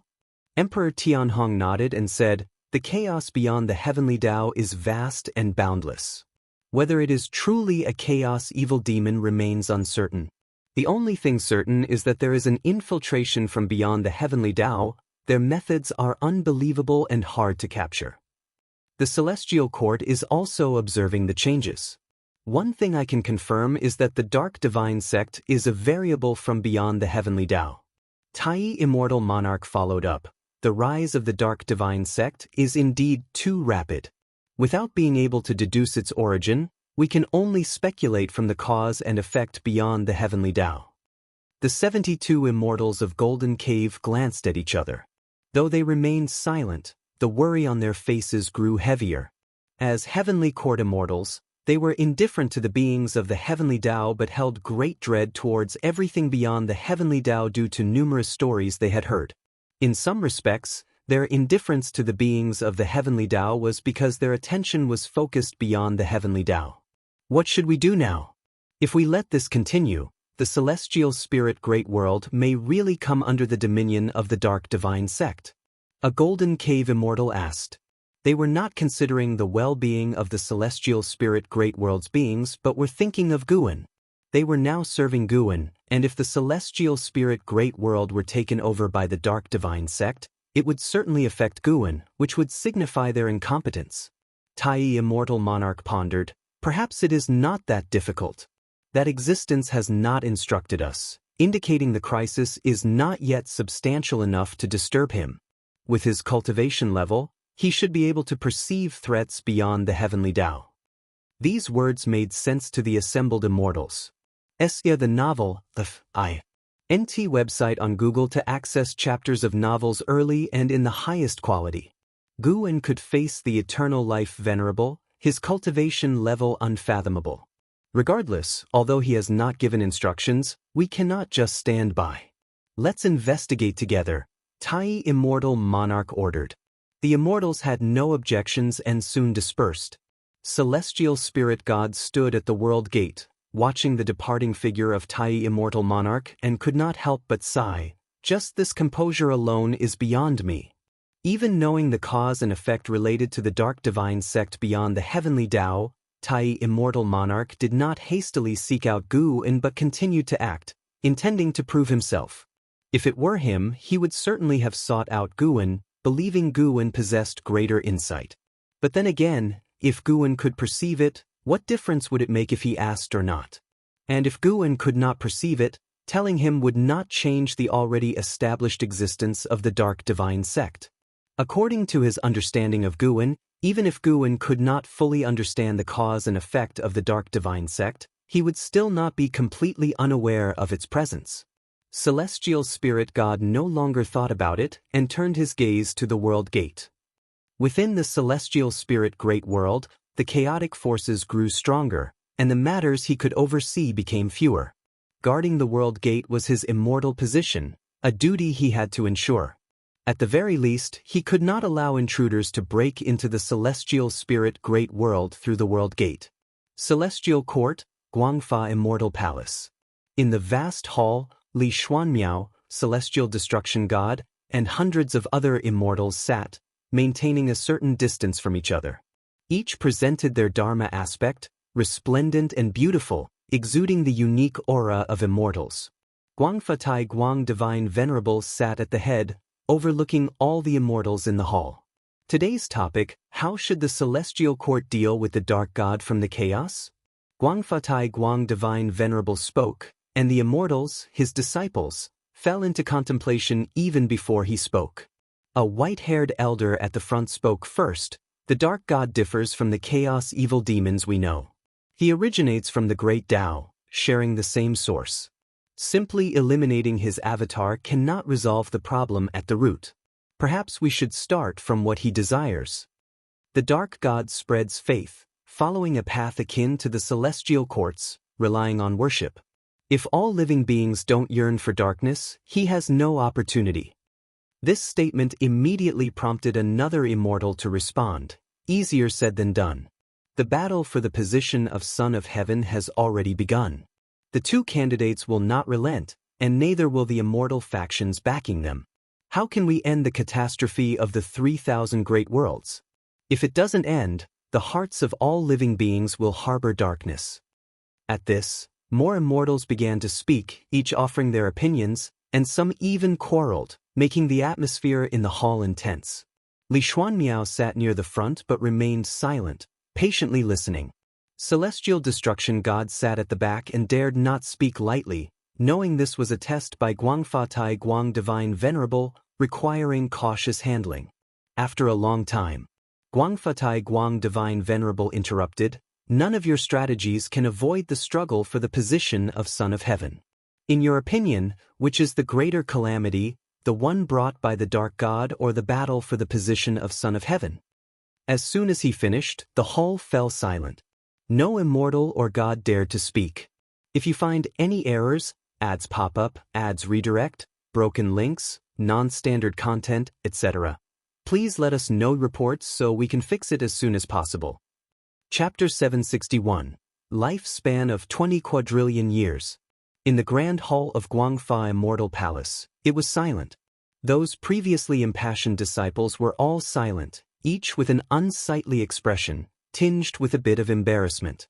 Guangfa Tai Guang Divine Venerable swept his gaze over everyone in the hall, his eyes indifferent. Sir, the Oval Fire. Et website on Google to access chapters of novels early and in the highest quality. Clearly, the disaster of the Tianzi contest is much more significant. How many beings can the dark god harm? How many beings will the Tianzi contest affect? Even if the 3,000 great worlds can be reopened and remodeled, what about the beings that died? They will merely be replaced by new life. If the Tianzi contest is not resolved soon, other evil gods will continue to emerge. Suddenly, a voice echoed throughout the great hall, catching the attention of the immortal gods. Celestial Destruction God raised his eyebrows, showing a surprised expression, for the speaker was none other than Li Xuanmiao. Li Xuanmiao, a person who had ascended, had the least experience among the immortals present, yet he dared to utter such blasphemous words. Wasn't he afraid that some immortal gods among them were subordinates of the Son of Heaven? While being surprised, celestial destruction god also felt a sense of admiration. From a young age he considered his bravery unparalleled in the world, but after arriving at the celestial court, he became cautious, gradually losing his sharpness and becoming like those detestable immortal gods, bullying the weak. Li Xuanmiao's comments voiced his thoughts, but he could never say them aloud. Under the gaze of hundreds of immortal gods, Li Xuanmiao was unafraid, staring directly at Guangfa Taiguang Divine Venerable. From this moment, the subject was no longer Guangfa Taiguang Divine Venerable testing the disciples but rather Li Xuanmiao testing Guangfa Taiguang Divine Venerable, at least in Li Xuanmiao's mind. Even if the disaster of the Tianzi contest is greater, how will you change it? In this celestial court, only the celestial emperor can alter everything. Seeing the celestial emperor is harder than becoming a supreme immortal. Even if you see him, what makes you think you can convince him? Do you think no immortal in the long years has ever suggested the same as you? Guangfa Taiguang Divine Venerable calmly asked while staring at Li Xuanmiao. Li Xuanmiao frowned, and the other immortal gods all let out a sigh of relief. At least Guangfa Taiguang Divine Venerable hadn't lost his mind. Although the two current contenders for the Son of Heaven might not shake Guangfa Taiguang Divine Venerable, once the Tianzi contest ends, that might not be the case. Historically, once the contest concludes, one side always rises, even if their final fate is tragic. In that stage, it isn't impossible for one to have the power to challenge Guangfa Taiguang Divine Venerable. Guangfa Taiguang Divine Venerable said, instead of complaining about the Tianzi contest, why not think about how to solve the chaos caused by the Dark God? You know it's much easier to deal with the Dark God than to end the Tianzi contest. You bring up the Tianzi contest because you don't want to address the chaos caused by the Dark God, right? The immortal gods showed awkward smiles, not daring to refute. Li Xuanmiao calmed down. Although he felt Guangfa Taiguang Divine Venerable made sense, he also thought Guangfa Taiguang Divine Venerable was avoiding the issue. While they thought about how to deal with the Dark God, would great powers like Guangfa Taiguang Divine Venerable consider how to solve the Tianzi contest? He didn't receive an answer, and Guangfa Taiguang Divine Venerable didn't continue on that topic but instead began discussing the great Tao origins of the Dark God. Using this topic he continued preaching, deeply immersing the disciples in Tao intent, gradually making them forget their troubles. Guangfa Taiguang Divine Venerable looked at Li Xuanmiao. Li Xuanmiao had already closed his eyes, and Guangfa Taiguang Divine Venerable's gaze was full of appreciation and worry. Disciple, the waters in this celestial court are much deeper than you think. Your arrogance can help you soar higher or cause you to fall harder. Guangfa Taiguang Divine Venerable raised his eyes and looked outside the hall at the celestial vault, his expression turning worried. He sighed in his heart, Dark God, are you coming back? 150,000 years later. Although the human world was still embroiled in conflict, the sky remained blue. On this day, Guwen returned from Human World Peak, feeling quite upbeat because his lifespan had reached 20 million billion years. He planned to rest for a night and break through the next day. Returning to Daoist field of the beginningless, he greeted the disciples training and sparring along the way, which surprised them. Before he could return to his abode, an Exen appeared ahead, urgently saying, Master, the Dark Divine Sect has made a move. A dark heavenly god has emerged, and even the immortal gods are powerless against him. If the immortal gods can't defeat him, they will naturally retreat. Aren't you going to intervene? An Exian asked. In her opinion, those immortal gods were already above all beings' existence. If even they couldn't deal with the dark heavenly god, only her master could resolve it. If her master couldn't solve it, they could only consider escaping. Guwen replied, Don't be anxious. The dark heavenly god doesn't seek to destroy the world. Moreover, it's not yet time for me to act. He paused and continued, Tell the disciples that opposing the dark divine sect carries the risk of body and Tao disappearing. I may have the opportunity to avenge them, but I can't protect them at critical moments. Hearing this, an Exian was reassured. Her master saying this clearly didn't take the dark divine sect seriously. The reason he wasn't acting now was likely to test all living beings. I will warn them. An Exian replied solemnly, then saluted and left. Guan continued through the woods, looking toward other great thousand worlds. Besides the celestial spirit great world, 6 great thousand worlds were enveloped by the dark heavenly gods. 7 dark heavenly gods had already suppressed the immortal gods of each world, then began releasing destiny, seemingly preparing to establish a new immortal god system. The dark god watched quietly from the great Dao. This dark god had a Dao extreme Daoist immortal's cultivation level, posing no threat to Guan Gu and was waiting for the opportunity to permanently eliminate him. Moreover, the deep crimson mist approaching the celestial Dao destiny had not stopped. Guan couldn't tell if the dark god was related to the crimson mist. From cause and effect, there was no connection yet, but they both entered the celestial Dao range around the same time. Even if there was no direct connection, they were likely related. Dark God, why do you feel so similar to the heavenly court immortals, especially in the structure of destiny? Guan murmured as he walked. Sitting by the tree in meditation, Duanli opened his eyes upon hearing Guan's voice. Seeing it was Guan, he quickly got up and saluted. Grand disciple greets Grandmaster. Duanli said respectfully, but Guan ignored him and walked past him. Watching Guan's back, Duanli hesitated for a moment before gritting his teeth and following, asking, Grandmaster, I have questions about the destiny-defying divine skill. No one in the dojo practices this skill, so I can only ask you. Guan stopped. This made Duanli even more nervous. Looking back at Duanli, Guan said, the destiny-defying divine skill is mainly about passing on the skill to others. Perhaps you could try passing it on once. It might bring you a surprise. If you find any errors, ads pop up, ads redirect, broken links, non-standard content, etc., please let us know reports so we can fix it as soon as possible. Chapter 762, Primordial Chaos, Outer Heaven. In the long years, all of Guan's hobbies would be transformed with his Dao intent, and the destiny-defying divine skill was no exception. After being modified by this Xianxia primordial immortal, this skill had already transcended the mundane. Looking at the entire celestial spirit great world, no cultivation technique could compare to the creation of this skill. The destiny-defying divine skill was originally designed to serve others, but through Guan's modifications, incorporating cause and effect and the path of chi fortune, it could transfer power to the successor, gaining the blessing of nature's spiritual energy and the power of cause and effect, absorbing spiritual energy to achieve greater power in a short time. It was applicable both within the heavens and within the scope of the great Dao. Overall, the destiny-defying divine skill was not considered a speed-up type of cultivation technique because the transferred power had to be cultivated by oneself, and the power gained after transmission would be calculated separately and could not be passed on to others.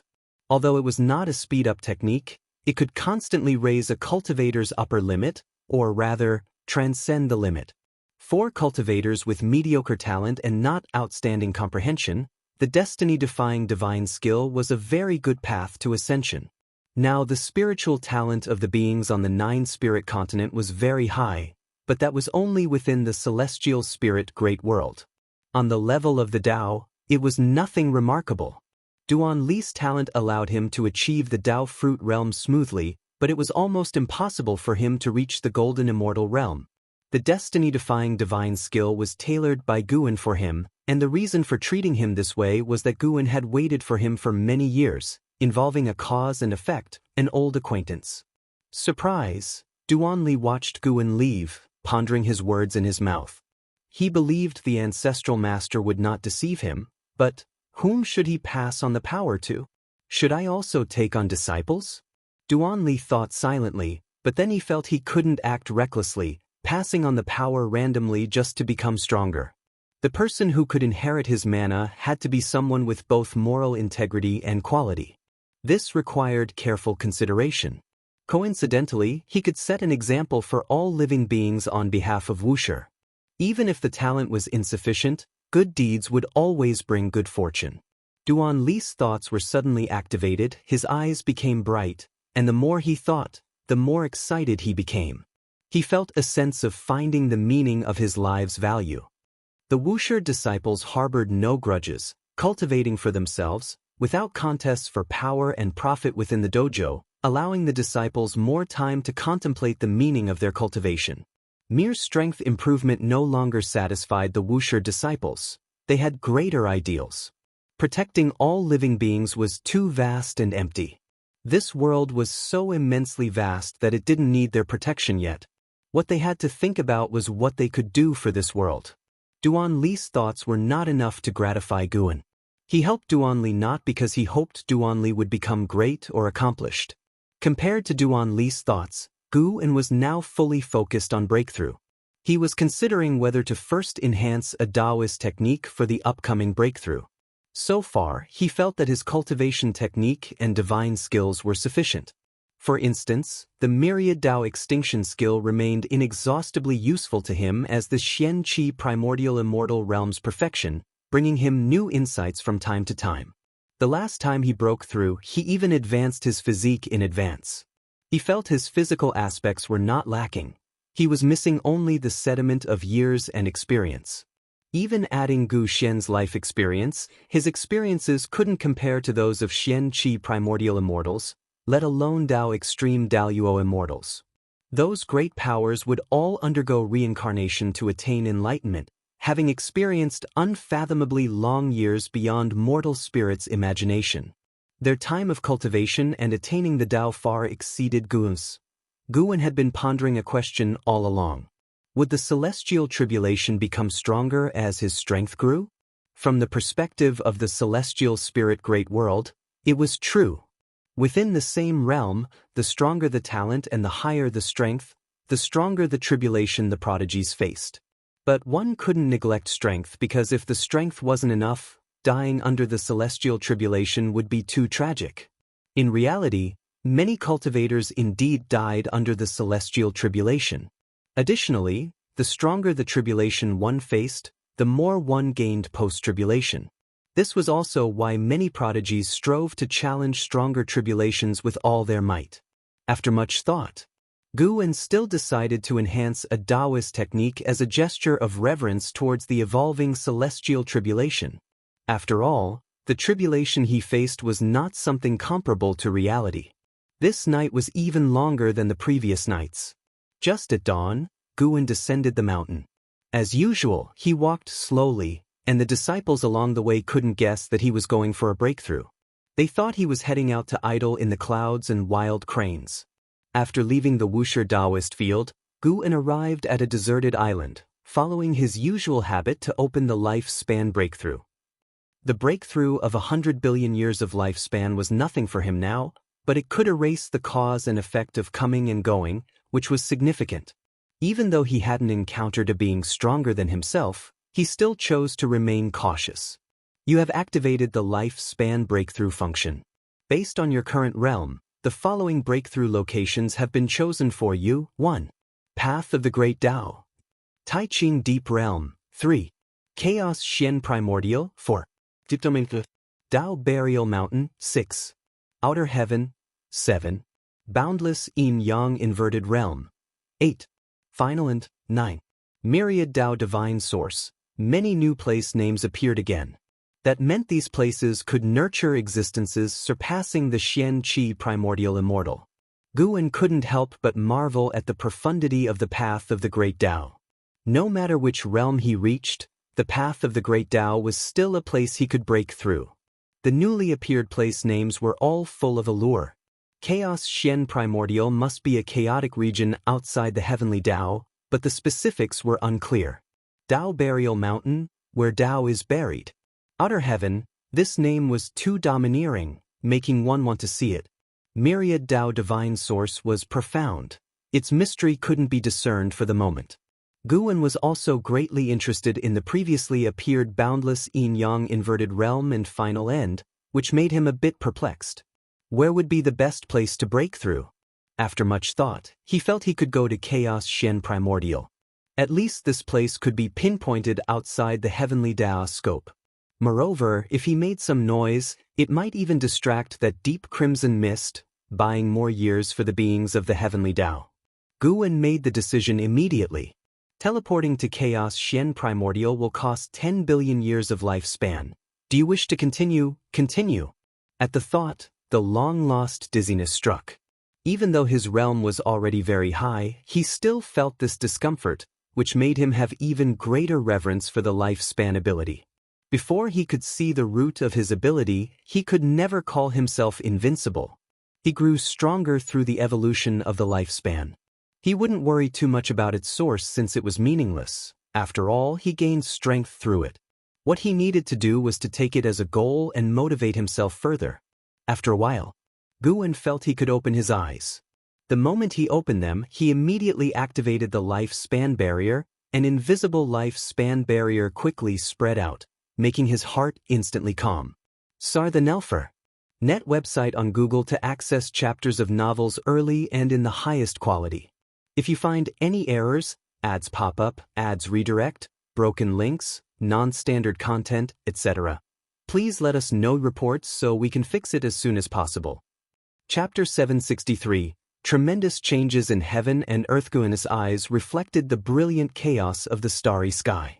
Though he often peered into chaos, the sights here in the Taichu chaos still stunned him. He stood atop a cloud of stars. Ahead of him the multicolored sky spread out, with the 3,000 great Dao transforming into rivers that surged forth, each sparkling with countless stars, as if containing fragments of the starry sky, beautiful and mesmerizing, mysterious and mystical. Here, the cosmos was vast beyond measure, larger than the starry sky anywhere else. The depths of chaos exceeded his expectations in beauty, even surpassing the heavenly Dao universe. The Dao spiritual qi here was superior, making it an ideal place for high-realm cultivators to seek enlightenment. The 3,000 great Dao here differed from those in the heavenly Dao universe. While they remained great Dao, they seemed more lively, as if possessing life, yet without their own will or rules. They flowed incessantly, resembling a pattern, though undetermined. Guan gazed into the distance, faintly perceiving the direction of celestial Dao destiny, far, far away. He couldn't discern everything within the heavenly Dao from here. He could view it through his incarnation, but that was another perspective. What he did see was a deep red fog, equally distant. Retracting his gaze, he sat down cross-legged on the spot. Sarch * the Nelfire.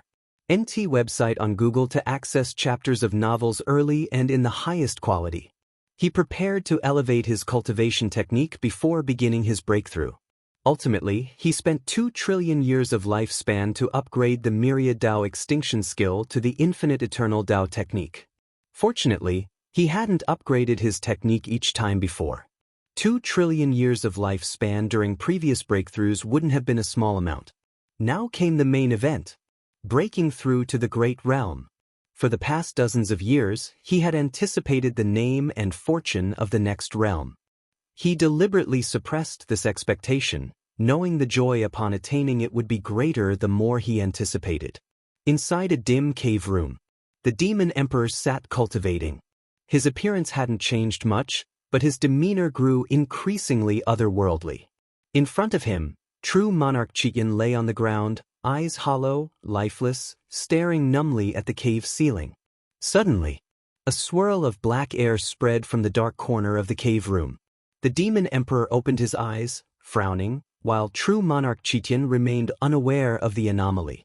Imprisoned here, spiritual energy barely sustained their existence, unable to aid their cultivation. Thus, true monarch Qian had long despaired, unable to understand the purpose of the demon emperor's meditative enlightenment. With insufficient spiritual energy, cultivation seemed purely a wasted effort. Imprisoned in darkness, do you still yearn for light? A cold voice echoed. Initially, true monarch Qian paid it no mind, but after a few breaths, he seemed to realize something. His eyes widened abruptly, and in one swift motion he jumped up. Who? True monarch Qian croaked, his voice hoarse from years of silence. His gaze locked onto the dark corner, faintly perceiving a figure condensing and approaching him. Soon, a mysterious robed figure wearing a bronze mask stepped forward. The mask resembled a Qilin's head, ferocious and frightening, exuding immense pressure. True monarch Qian furrowed his brows, poised for confrontation. The demon emperor didn't rise, simply staring at the mysterious robed figure. I am the dark heavenly god. I can help you escape this place. The robed figure continued, his mask concealing his features, making it impossible for the two to see his expression. Hearing these words, true monarch Qian was ecstatic and quickly asked, "You have no ties with the 9 major sects?" After you were suppressed, the human world welcomed the Dark God, who brings a new order. If you align yourselves with the Dark Fortune, I can save you, even lead you to realms beyond your imagination. The robed figure's words excited true monarch Qian even more. He cared not for the Dark God or Light God. As long as the figure wasn't from the 9 major sects and could truly help him escape, he was willing. "I join. I am willing." True monarch Qian answered immediately, trembling in excitement. Journey to the west, great sage equaling heaven, he had forgotten them all. In the years without hope, he regretted rescuing the demon emperor. The demon emperor hadn't done him any favors, he merely admired the legends he heard in his youth. The robed figure then asked, "And what about you?" True monarch Qian urged, "Demon emperor, quickly agree. If we preserve our lives, we'll find opportunities for vengeance. Being trapped here, you'll never have a chance for revenge." Having lost freedom, they recognized its value. Even if not absolute freedom, the ability to roam the heavens and earth was cherished. The demon emperor didn't react with joy or excitement like true monarch Qian. He gazed at the robed figure expressionlessly and said, "If what you say is true, the 9 major sects will eventually be annihilated by the Dark God. We can escape then as well. If you possess the power to destroy the 9 major sects, why sneak in?" Realizing the truth, true monarch Qian felt uneasy. The robed figure, under their scrutiny, didn't respond. The demon emperor continued, "You immortals and gods undoubtedly want not just dominance through force but the hearts of all living beings. Even conquering the hearts within the 9 major sects is your aim. If we and the 9 major sects become followers of the Dark God, how would you manage our grievances?" True monarch Qian's elation quickly dissipated, his expression changing dramatically. "A new system will naturally arise. If you have good comprehension, you will escape this great thousand world." The robed figure's answer did not satisfy the demon emperor. "You, true monarch Qian began." Suddenly, the robed figure dissolved into black mist, which swiftly retreated to the corner, as if it had never appeared, leaving an illusion of the past moments. True monarch Qian, eyes wide, called out for the dark heavenly god, but received no response. "Damn, liar, accursed liar!" True monarch Qian raged, his roars resounding. The demon emperor frowned, believing the figure didn't flee due to exposed lies but because something had happened outside. "Dark God," the demon emperor murmured, feeling a pang of sorrow. He had been suppressed for too long. Despite convincing himself, the shifting heavens terrified him. He feared upon escaping one day, the world structure would have radically altered, returning him to the plight before his transformation. Simultaneously, before the world gate, celestial spirit god, Tai immortal monarch, Emperor Tianhong, and 72 immortals of Jin Dong gathered, watching the frenzied surge of dark fortune enshrouding the celestial spirit great world, all feeling vigilant. They saw the dark heavenly god fly towards the upper cosmos, stopping only in the void devoid of spiritual energy. The dark heavenly god gazed upwards, his intentions unclear. If you find any errors, ads pop up, ads redirect, broken links, non-standard content, etc., please let us know reports so we can fix it as soon as possible. Chapter 764. Breakthrough to the Mixed Element Profound Venerable Immortal, what's wrong with him? The celestial spirit god gazed at the mysterious black-robed figure of the dark heavenly god, frowning as he asked. The other's posture seemed to be waiting for someone, which made him uneasy. One dark heavenly god already gave them a headache. If a few more appeared, how could they possibly withstand it? The other immortal gods did not answer him, equally perplexed by the situation. The Tai immortal monarch, with the highest cultivation level, looked in the direction the dark heavenly god was watching, but he saw nothing. Yet, his intuition told him that something was happening beyond the heavenly Tao. At this moment, Not only them but those who were monitoring the presence of dark heavenly gods from various realms also realized that something unexpected might be occurring beyond the heavenly Dao. And in the celestial court, an unknown number of immortal gods were fixated on the chaos. The chaos was stirring an immensely terrifying great Dao storm, even affecting the edge of the celestial Dao destiny's domain, making the surrounding universes shimmer with multicolored light. Endless Dao Mountain. Atop each Dao mountain stood a great power, gazing at the chaos, the anomaly in the chaos capturing the attention of the entire heavenly Dao. And those powerful beings hidden within the chaos were also startled. The deep red fog approaching the heavenly Dao came to a halt.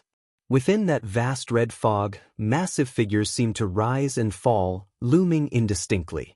No one knew what exactly was happening in the depths of the chaos, nor could anyone find the source. Underworld. On a barren land stood a colossal ancient tree, unmoved. This tree was the inheritance tree of the 9 Divine Mansion, known as the Profound Abyss Ancient Tree. Beneath the tree, a dozen people were meditating, their gazes all directed in the same direction. There is an anomaly in the chaos, Hongyazi said grimly. Having roamed the great Dao for so many years, he knew how terrifying the threat of the chaos could be. Gu and his avatar also frowned, seemingly as confused and uneasy about the unknown danger as the others. Hongyazi turned to Guan, lamenting, "It appears that not ascending to immortality has its benefits. At least we don't have to face the threats from the chaos." Guan shook his head, chuckled, and said, "Difficulties cannot be measured by cultivation level. Different realms face different challenges." "That's true. Just the Son of Heaven alone could crush our misty immortal court." Hongyazi sighed, and the surrounding cultivators began to joke about the misty immortal court. Hongyazi did not get angry because he was the one who brought up the court's predicament, and the people around him were already good friends. Talking about the misty immortal court, their apprehensions dissipated. After all, the calamities of the chaos posed no threat to them. Although the celestial court was domineering, it never compromised in the face of the chaos threats, nor would it retreat, which was one of the reasons many beings aspired to the celestial court. This anomaly from the chaos persisted for 2 hours before everything returned to normal. When the celestial spirit god, Tai Immortal Monarch, and others saw the dark heavenly god fall back into the celestial spirit great world, they did not disperse. Instead, they continued to wait, in case more dark heavenly gods descended. In an unknown corner, Guan landed on a small island. Sunlight poured down, illuminating him, his body seemingly draped in resplendent radiance. He looked down at his body, expressionless, then pulled up his attribute panel to check. Name, Guan, lifespan, 13-060, 997/109, 822, 321, 049, 227, physique, primordial infinite creation Dao body, cultivation level, primordial profound venerable immortal realm midstage, primordial profound venerable immortal. This realm surpassed the Xianxia primordial immortal. From achieving perfection in the Xianxia primordial immortal realm to reaching the midstage of the primordial profound venerable immortal realm, he expended 1.9 trillion years of lifespan, now left with only 109 trillion years. See the novel, Net website on Google to access chapters of novels early and in the highest quality. The results were remarkable. Guan now felt that the mana within his body was about to explode. If he wished, he could turn the 3,000 great worlds to dust in an instant. He could even disrupt the destiny of the heavenly Dao. This realm was incredibly powerful. Profound wisdom. What they spoke of as profound seemed to represent a power surpassing the primordial. Gu and his primordial Dao fruit had already metamorphosed, beyond being measurable by mana. The primordial profound venerable immortal was terrifying. Even just the upheaval caused by breaking through was enough to throw the chaos into disorder, even attracting the attention of the heavenly Dao. During his breakthrough, Gu sensed many Xianxia primordial immortals spying on him, with several auras coming from the celestial court. After successfully breaking through, Guan could encompass the entire heavenly Dao within his gaze. To all living beings, the boundless heavenly Dao appeared so trivial and insignificant to him now. The extreme power gave birth to an uncontrollable sense of supremacy within him, the so-called venerable immortal, sovereign over all things, standing above all immortals. Guwen sat down to meditate, facing the sea, as the sea breeze blew his black hair. His gaze fell upon the celestial vault, traversing countless universes to lock onto that deep red fog. The deep red fog approaching the heavenly Tao was no longer mysterious to him. He suddenly felt an urge to unleash his might and fully assert his newfound pride. He decided to meditate for a few days and then venture into the deep red fog.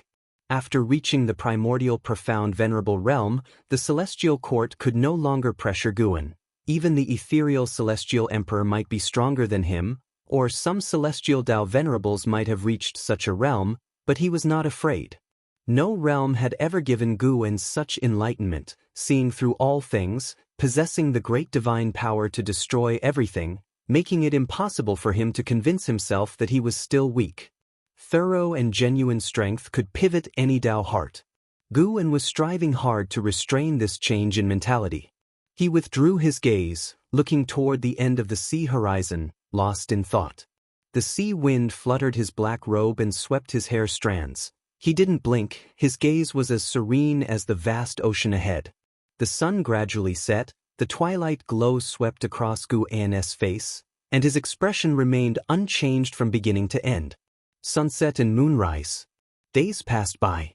Gradually, silver lines appeared on Guwen's left shoulder, intertwining and ultimately forming a white bird resembling an eagle. This bird had long feathers at the end of its tail. The feathers on the top of its head extended backward, displaying a faint multicolored hue. This white bird's pupils were gold and red. Although its size was not considerable, its figure appeared majestic, like a divine bird reborn into the world. This bird was the profound venerable spirit that Guwen had condensed. It was a great divine power created by this realm, equivalent to an avatar. However, this avatar contained the same cultivation level as the primordial profound venerable immortal body, without independent consciousness, allowing its master to multitask with infinite wonders. The body could even revive endlessly through the profound venerable spirit. The profound venerable spirit could create worlds, act as the rules of heaven and earth, refine treasures, cultivate, all of which would benefit the main body. Even if Guwen did not cultivate, as long as it cultivated, his cultivation level would continue to grow. And the profound venerable spirit was immortal. If destroyed, the main body needed only a thought to resurrect it. Both the body and the spirit could infinitely revive each other, supremely domineering. This truly paved the path to immortality. This made Guwen think of the Zongtian of the heavenly Tao.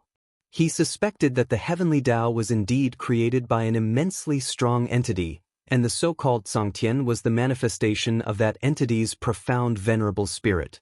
From now on, you shall be called Wuxia Divine Sparrow. Guwen murmured, speaking to himself. If you find any errors, ads pop up, ads redirect, broken links, non-standard content, etc., please let us know reports so we can fix it as soon as possible. Chapter 765. Heaven-suppressing endless tower, Emperor Bone profound venerable in the chaos void, a swirling expanse of deep red mist billowed, reducing the meteors along its path to mere specks of dust. In the depths of the red mist, lightning weaved together. This place seemed to be the end of the abyss, with demonic shadows emerging incessantly and eerie illusions appearing, creating a bewildering and shocking scene. A magnificent colossal black tower stood in the heart of the mist. On closer inspection, it was a series of four-cornered palaces stacked atop each other. Each roof harbored terrifying entities, some resembling demons, some human-like, and others indescribable, shrouded in obscurity. The interior of the black tower was a bright hall, the ground glittering like a galaxy. Massive stone pillars carved with mysterious patterns stood in a disorderly arrangement, resembling pillars supporting the sky, immovable. A white bird suddenly flew into the hall, its long tail feathers longer than its body, with its head faintly radiating a seven-colored halo, appearing majestic and brimming with celestial energy. Boom! A terrifying figure descended from the sky, towering 10,000 feet, entirely pitch black, its human-like form adorned with long, flowing hair that transformed into writhing serpents, flicking their tongues. His eyes were blood-red, exuding a fierce light, as an overwhelming aura erupted. Roar, a deafening roar resounded, shaking the heavens and the earth. This terrifying demon, towering 10,000 feet, appeared like a divine mountain before the white bird within the hall. The white bird stopped and suddenly transformed into a silver-glowing figure. It was Guan. Guan was utilizing the great Tao formless body to isolate causal investigations and control his own aura. He looked at the towering 10,000-foot demon ahead, needing no lifespan detection to see through its origins. Chaos Evil Demon, Great Anger Evil, Miaozhen Daoyuo Immortal Realm Cultivation. This black tower was called the Heaven-Suppressing Endless Tower, one of the supreme treasures of the Dark Heavenly Court. The Dark Heavenly Court belonged to the Dark God's forces. With Guan's current cultivation level, he could see through the connection between the Dark Heavenly Court and the Heavenly Court. The Dark Heavenly Court originated from the Heavenly Tao but was severed from its destiny and reforged in the chaos, showing him the ancient contention for the Celestial Emperor of the Heavenly Court. The past of the Heavenly Tao was far more fascinating than Guan had previously imagined. However, the current history was not important. What Guan wanted was to exhibit the power of the mixed element profound venerable immortal. The beings within the heaven-suppressing endless tower were connected to the tower's destiny, much like immortal gods, able to avoid true death through this connection. Unless the heaven-suppressing endless tower was destroyed, he could not completely annihilate these beings. He wanted this effect, not causing real sin, but allowing an outlet. Not going to the heavenly court was because he had no enmity with it, and he had disciples serving as immortal officials in the heavenly court, whereas the dark heavenly court would eventually clash with the heavenly Tao, potentially affecting the celestial spirit great world. "Who are you?" A thunderous shout burst out, resonating like rolling thunder, endlessly echoing. Guan raised his right hand, and the Cyan Hong sword appeared out of thin air. As the blade tilted, silver sword chi swirled around it, burning like flames. He stepped towards the towering Great Anger Evil. Seeing Guan not responding and directly attacking, Great Anger Evil was furious. He raised his right palm high and slammed it down. Instantly, grand Dharma aspects appeared around, countless flaming meteors emerged, sweeping towards Guan like a cosmic torrent. Sword light shone. The Dharma aspects shattered instantly, and Great Anger Evil disintegrated into ashes. Guan stepped forward, each step flashing a distance, swift like Jing Hong. Numerous Chaos Evil demons descended to block the path ahead. Looking around, they were countless, covering the hall's end, and the patterns on the stone pillars came to life, manifesting terrifying figures. Guan did not stop, wielding the Cyan Hong sword, sweeping forward. "Arrogant! How dare you break into the dark heavenly court, courting death? Stop him! Is he an immortal god from the heavenly Tao heavenly court?" Voices filled with shock and anger echoed, but unfortunately, they received no response. They could only watch their companions turn to ash one after another, as the invincible silver sword light approached. Guan used the simplest sword techniques, but with absolute speed and power that none could resist. Even entities of the Tao extreme Daoyuo immortal realm in darkness couldn't withstand a single strike from him. These dark beings and chaos evil demons relied on the dark heavenly court's destiny, not truly dying. Though it didn't grant Guan lifespan, he reveled in the slaughter, venting the wrath brought by his immense power. Xianxia the novel, the NT website on Google to access chapters of novels early and in the highest quality. The heaven-suppressing endless tower, true to its name, possessed seemingly endless levels. Each level was connected by special space-time Daoists, allowing continuous progression forward to ascend higher without flying upward. As Guan rampaged through the heaven-suppressing endless tower, he sensed an immense number of life forces pouring into the tower. The manifested beings were countless. Even after a short battle, millions of enemies had appeared ahead. Though Guan displayed formidable power, the beings of the dark heavenly court were fearless. Their immortality gave them the courage to face even the strongest foes. Sword light pressed forward relentlessly, reducing everything to ash. Guan advanced nimbly, his aura surpassing entities thousands of times larger than him. Be it Dao Extreme Daoyuo Immortals, Miaozhen Daoyuo Immortals, Heaven Opening Daoyuo Immortals, Innate Golden Immortals, Heaven Balancing Golden Immortals, or Taiqing Golden Immortals, all were reduced to nothingness upon contact with him. A terrifying roar echoed as the resurrected Great Anger Evil leapt over countless dark beings and chaos evil demons towards Guan, utterly enraged, feeling humiliated by Guan. Innumerable divine skills, Dharma aspects, and great Daoist techniques burst forth but were shattered like illusions before Guan's eyes with a single slash. The resurrected dark beings and chaos evil demons rejoined the fight repeatedly, fearless of death. The more they killed, the crazier they grew, their rage and murderous intent surging. Meanwhile, at the top of the heaven-suppressing endless tower was a dim hall, where the only light came from the silver-blue radiance emitted by two stone pillars in front of the steps. Above the steps sat a huge stone chair, embedded with dozens of magical treasures, banners waving, swords refracting light, and long sashes writhing like dragons and serpents. On the stone chair sat a skeleton wearing a dragon head golden crown, adorned with bead curtains, with a golden long spear standing before it. The spearhead emerged from a Qilin head, and the spear's body was covered in golden scales, though these scales were tainted by a mysterious black substance, as if being devoured. He was the supreme of the dark heavenly court, Emperor Bone Profound Venerable. Suddenly, a pair of cold eyes opened beneath the eye sockets of Emperor Bone Profound Venerable's skull, like an ancient fiend awakening from countless years of slumber, bringing boundless killing intent, enough to sweep across the all heavens and myriad realms. How many years has it been, finally, someone dares to intrude into my heaven-suppressing endless tower, wishing to shake the dark heavenly court with their own strength? Junior, you are too arrogant. An ancient and majestic voice echoed through the dim hall. As the words fell, the darkness seemed to stir with a dance of demons, making the hall suddenly lively. If you find any errors, ads pop up, ads redirect, broken links, non-standard content, etc., please let us know reports so we can fix it as soon as possible.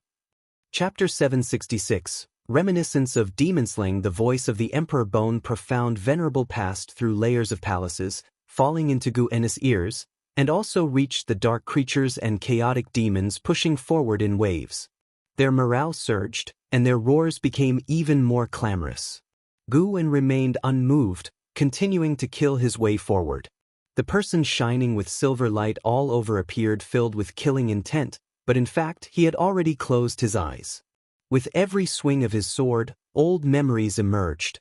In his youth, beside the medicine garden, Zhang Chuanxiu taught him and Meng Lang swordsmanship. Though it was a very ordinary swordsmanship, he and Meng Lang practiced it earnestly. The scene shifted, and he found himself in the forest, receiving sword guidance from Li Ya.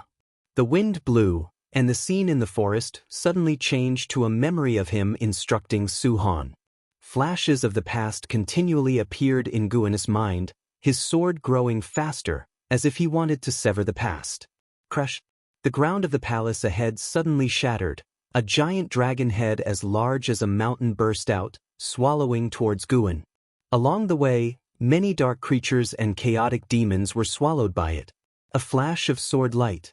The dragon head shattered, and Guan transformed into a silver sword light, sweeping through the enemy ranks, killing his way into the 1,000-strong army. Wherever he went, no immortal or demon could stand in his way. The road ahead had no end. No matter how far he killed, he couldn't see the palace walls. As time passed, enemies also appeared behind and on both sides of Guan. He seemed to be in a vast black ocean, raising a magnificent straight line of seawater, vowing to split this ocean in half. Battle, extinction, resurrection, battle, re-extinction, re-resurrection, battle again. The dark creatures and chaotic demons continually repeated this cycle.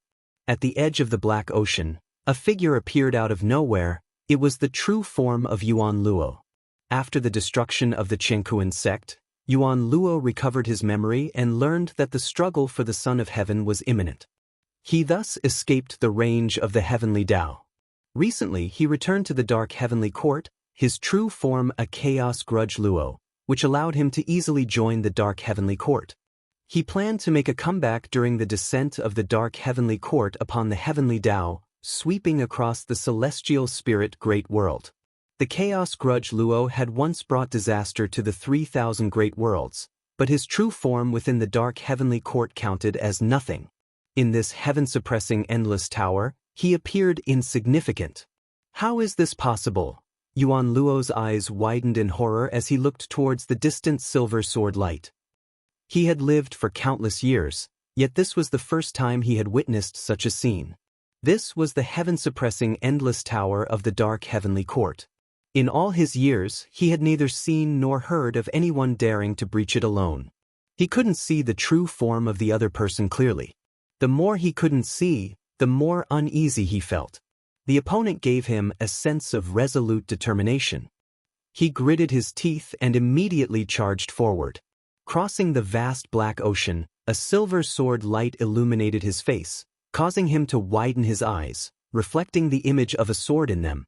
Boom! With a single sword strike, thousands of demons were obliterated without the slightest ability to resist. Guwen didn't look back, nor did he deviate in direction, continuing straight ahead. Though it seemed like he was on the same level, he was actually rapidly ascending the heaven-suppressing endless tower. From the outside, the bottom of the heaven-suppressing endless tower shone with sword light. This sword light flashed and quickly ascended to a higher level. At a glance, the sword light seemed to spiral around the heaven-suppressing endless tower, rapidly charging upward. The dark clouds surrounding the heaven-suppressing endless tower surged violently, Dao's spiritual qi flowed, lightning intertwined, reflecting the colorful Dao light of the Dao world continuously changing, highlighting the tense atmosphere inside the tower. At the top palace of the heaven-suppressing endless tower, the Emperor Bone Profound Venerable slowly stood up. Though he was a skeleton, he exuded an overpowering, sovereign aura. One figure after another appeared out of nowhere before the Emperor Bone Profound Venerable, all with an aura surpassing even the Dao Extreme Daoyuo Immortal. A total of 9, all Xian Qi primordial immortals. Lord, the opponent is a primordial profound venerable immortal. Do you know which celestial Dao venerable he is? Among the celestial Dao venerables who could be primordial profound venerable immortals, there are only a few, no need to guess. Anyway, they are already our enemies. Could the opponent be coming because of the recent chaos anomalies? Search * the Novire. Net website on Google to access chapters of novels early and in the highest quality. Possible, the Celestial Court might think that we caused the anomalies. In my opinion, the Celestial Court may want to take advantage while we are unprepared. The 9 Xian Qi primordial immortals discussed, their tones full of hostility towards the Celestial Court. The Emperor Bone Profound Venerable calmly said, if it were those few celestial Dao venerables, they wouldn't hide their true form. Moreover, there is no celestial Dao destiny on this person, he only comes from the heavenly Dao. Upon hearing this, the 9 Xian Qi primordial immortals quieted down, each lost in thought. Just then, the dim palace began to tremble slightly, signaling that Guwen was getting closer. Let's go, we should also meet him and try to force out his divine skills. A Xian Qi primordial immortal spoke, his figure burly, with 3 heads and 6 arms, a pair of massive wings on his back that covered the sky when spread. As his voice fell, all 9 Xian Qi primordial immortals disappeared on the spot along with him. The Emperor Bone Profound Venerable stood before his throne, watching quietly, the eyes within his eye sockets growing colder, reflecting Guwen's invincible figure. The support speed of the Xian Qi primordial immortals was extremely fast. In almost an instant, the 9 Xian Qi primordial immortals appeared above Guwen's head. They formed a formation with such speed that other dark creatures and chaotic demons had no time to react. A black light pillar entwined with lightning descended from the sky, crushing Guwen. As soon as the black light pillar engulfed Guwen, he slashed out with a sword, unaffected in speed. Instead, the 9 Xian Qi primordial immortals were hurled away, showing expressions of disbelief. They knew they were no match for a primordial profound venerable immortal, But for the opponent to cut through their combined formation with just a casual sword strike, without even using divine skills, was too absurd. Audacious. A Xianxia primordial immortal descended from the sky, crushing hundreds of chaotic demons, wielding a black blade. With a slash, carrying the terrifying power of cause and effect, the space in front of Guwen suddenly shifted, and illusions of myriad worlds rushed towards him. In an instant, countless demons surged from these worlds, all formed from the power of the great Tao, each emitting a presence surpassing that of a golden immortal. Guwen remained unaffected, his figure lunging forward, Xian Hong's sword slashing ahead, cleaving billions of demons, and worlds shattered before him like dazzling fireworks.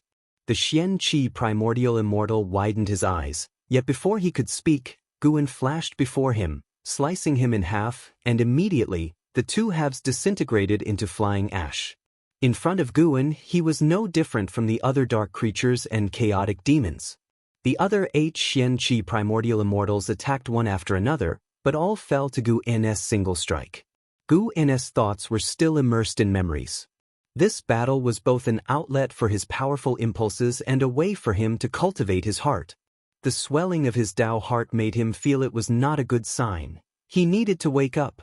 If you find any errors, ads pop up, ads redirect, broken links, non-standard content, etc., please let us know reports so we can fix it as soon as possible. Chapter 767. The calmed Guwen Yuan Luo could no longer remember how many times he had died. Each time he resurrected, he would throw himself into the battle once again, only to die again. Within the heaven-suppressing endless tower, every being was fighting desperately. This formed a powerful will and momentum that swept him along, unable to escape. He could only feel that his deaths were coming faster and faster, because the enemies were getting closer to their resurrection point. After so many kills, Yuan Luo had become numb. It wasn't just him. Many dark creatures and chaos evil demons had also become dazed. The shouts and roars within the tower grew weaker and weaker. Guwen was still fighting his way toward the top of the heaven-suppressing endless tower. Even if he could resurrect continually, the endless cycle of death would still wear down morale. Even those Xianxia primordial immortals and Dao extreme Daoist immortals had fallen silent. They no longer had the strength to jeer or curse. They knew they couldn't stop Guwen. What they had to do was to show their stance and keep fighting until the Lord gave the order. Looking from the outside, Guwen had already fought his way to the middle part of the heaven-suppressing endless tower, still advancing upward rapidly. His pace remained constant, regardless of the number of enemies or their morale. It did not affect him. Time flew by quickly. Guwen was getting closer and closer to the top. The vast black ocean he traversed still seemed boundless, but this black ocean had become oppressive. Many dark creatures and chaos evil demons no longer used their divine skills. Instead, they launched themselves at him, waiting to be slaughtered. After a long time. Finally, at the far end of the great hall appeared a black domain, like a black wall. When Guwen was within 10,000 miles of the black wall, some dark creatures and chaos evil demons began to slow their steps. When Guwen arrived in front of the black wall, no creatures dared to come near him. He did not pause.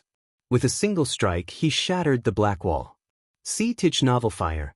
Any *T website on Google to access chapters of novels early and in the highest quality. All the dark creatures and chaos evil demons stopped, staring blankly at Guwen's back. As the black wall shattered, a dim great hall appeared in front.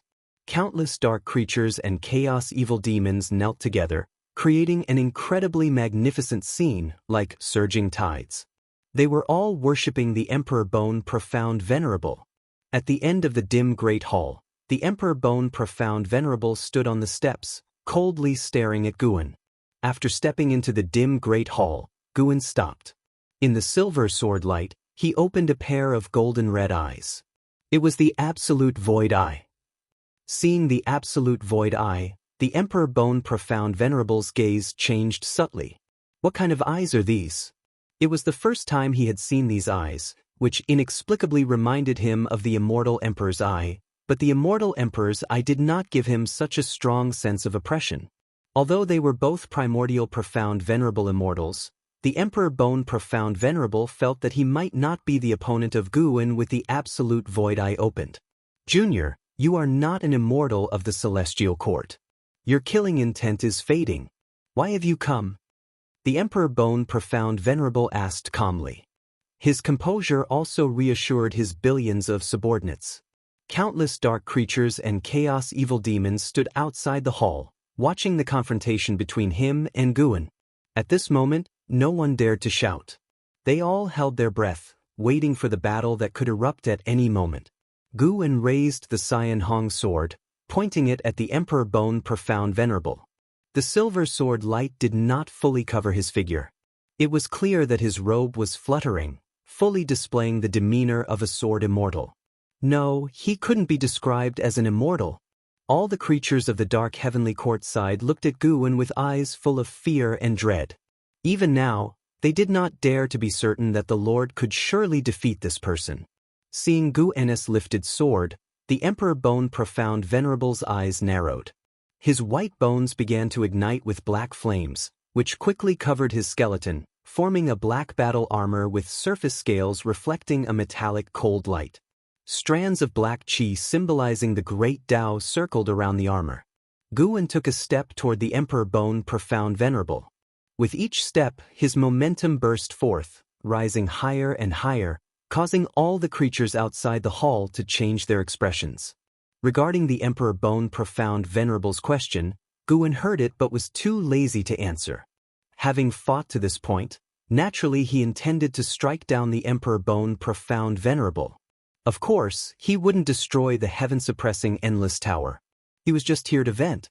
If he could delay the heaven-suppressing Endless Tower's descent upon the Heavenly Tao, he considered it a service to the beings of the Heavenly Tao.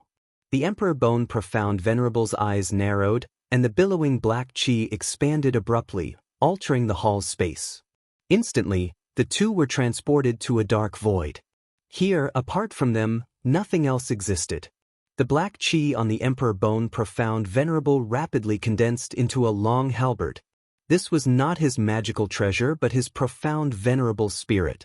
Grasping the profound venerable spirit, the Emperor Bone Profound Venerable's momentum reached its peak. He was a true primordial profound venerable immortal. An earth-shattering battle was about to erupt. The sunset cast a golden hue over the Daoist field of the beginningless. In the courtyard, an Exen stood behind Xinzhen, facing away from her. She looked up at the celestial vault with furrowed brows, deep in thought, her eyes filled with worry. "You're not worried about your master, are you?" Sitting in meditation in front of the artifact refining cauldron, Xinzhen asked. Her eyes remained closed, and there was a teasing tone in her voice. An Exian replied, "It's not about fearing for his safety. It's just he's been gone for several days.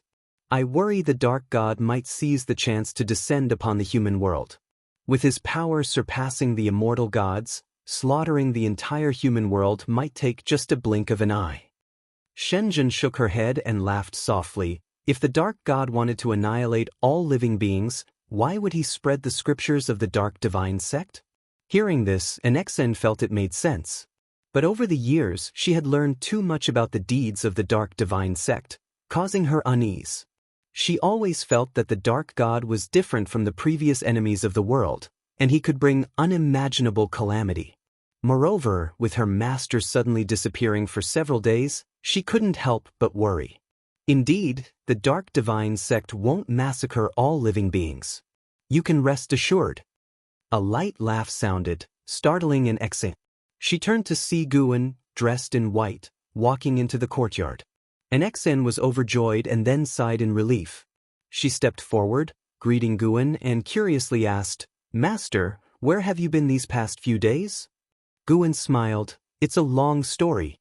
I went to spar with the ancestor of the Dark God's ancestor, warned him that if they dared to cause trouble, I would annihilate their Daoist lineage." He spoke casually, very unserious, making an Exen think he was joking, so she couldn't help but roll her eyes at him. "Master, even if you wouldn't intervene, can you tell me, what is the Dark God's realm?" An Exian asked curiously. The Dark Heavenly God was already more powerful than the immortal gods.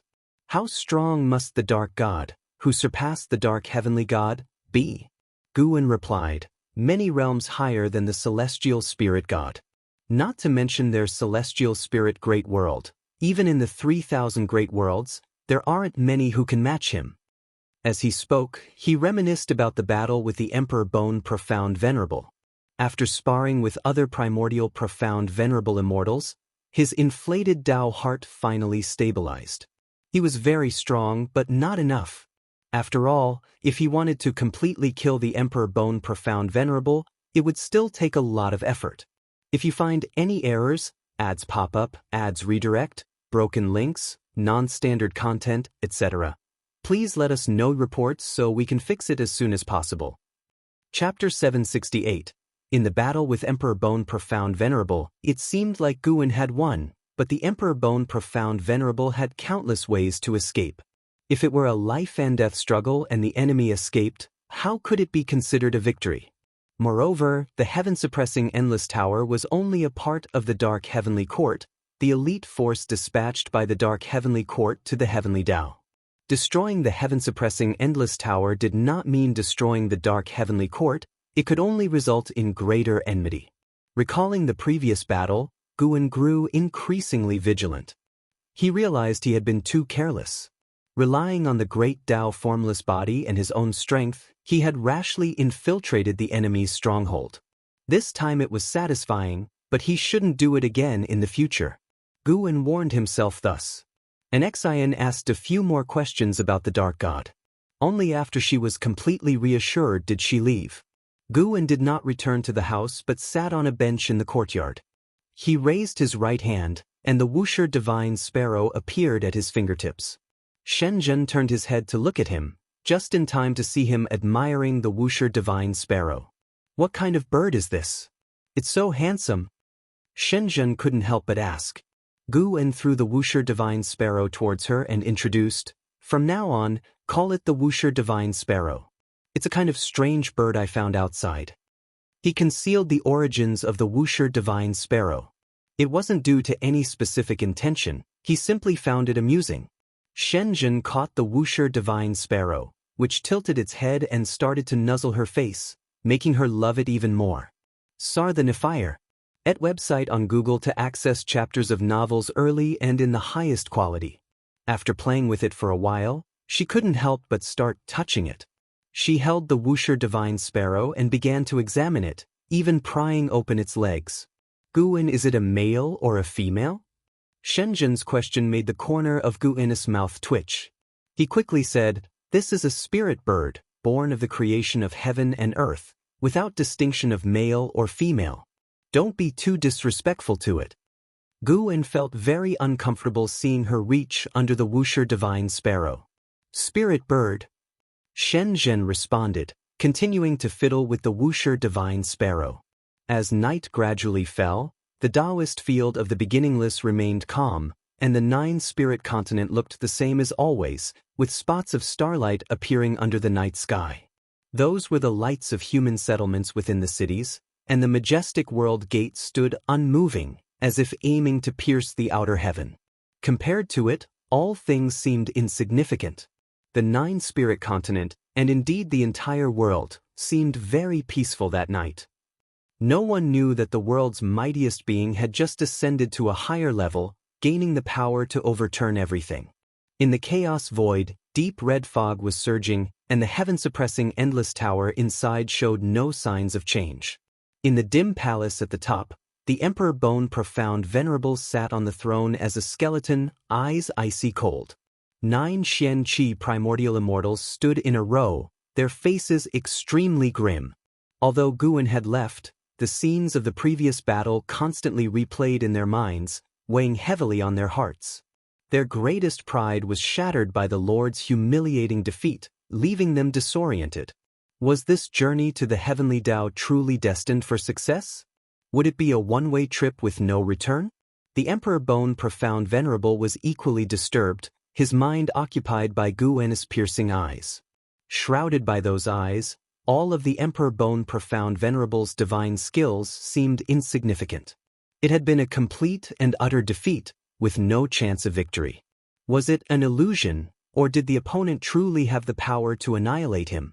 Moreover, could his opponent possibly extinguish the dark fortune of the dark heavenly court? This thought made him increasingly uneasy. The palace was utterly silent, oppressively so. For a long time, one of the Xianxia primordial immortals could not help but ask, "Lord, do we still proceed to the heavenly Tao?" The Emperor Bone Profound Venerable replied, "The other party should have no connection with the celestial court. Our hatred with the celestial court is irreconcilable, and he couldn't have shown mercy. Perhaps he came because of other matters, possibly due to some dark heavenly god offending him. In any case, the journey to the heavenly Tao cannot be halted, but we can slow our pace. I will discuss this with His Majesty." Hearing this, the Xianxia primordial immortals all breathed a sigh of relief. Though they were immortal, they felt genuinely threatened by Guan. They didn't want to gamble with their lives. A more cautious approach was naturally preferable. "You all should go and rest for now," the Emperor Bone Profound Venerable ordered, and the 9 Xianxia primordial immortals immediately saluted and then vanished from sight. After they left, the Emperor Bone Profound Venerable coughed a few times, raised a skeletal hand to clutch his chest, and muttered to himself, "What kind of palm technique is that? So domineering." No one could answer him, and he didn't want to know the answer. After a while, he too disappeared from the throne. The battle between Guan and Emperor Bone Profound Venerable did not affect the destiny of the Great Thousand World, as the heaven-suppressing Endless Tower had not yet dissipated. The Dark God immediately stood within the void of the Great Tao, overlooking the celestial spirit Great World, while other dark heavenly gods in the Great Thousand World continued to preach and enlighten immortals. Not to mention other Great Thousand Worlds, the number of dark beings in the celestial spirit Great World continued to increase, all tainted by the dark fortune. The dark divine sect's influence was growing steadily. 3,000 years later, the dark divine sect had become a formidable major sect in the human world, with a dark being count exceeding 10 million, evolving into a colossal force. The various sects of the world began to put aside their grudges to unite against the dark divine sect. Wuxia disciples also emerged to save those suffering beings.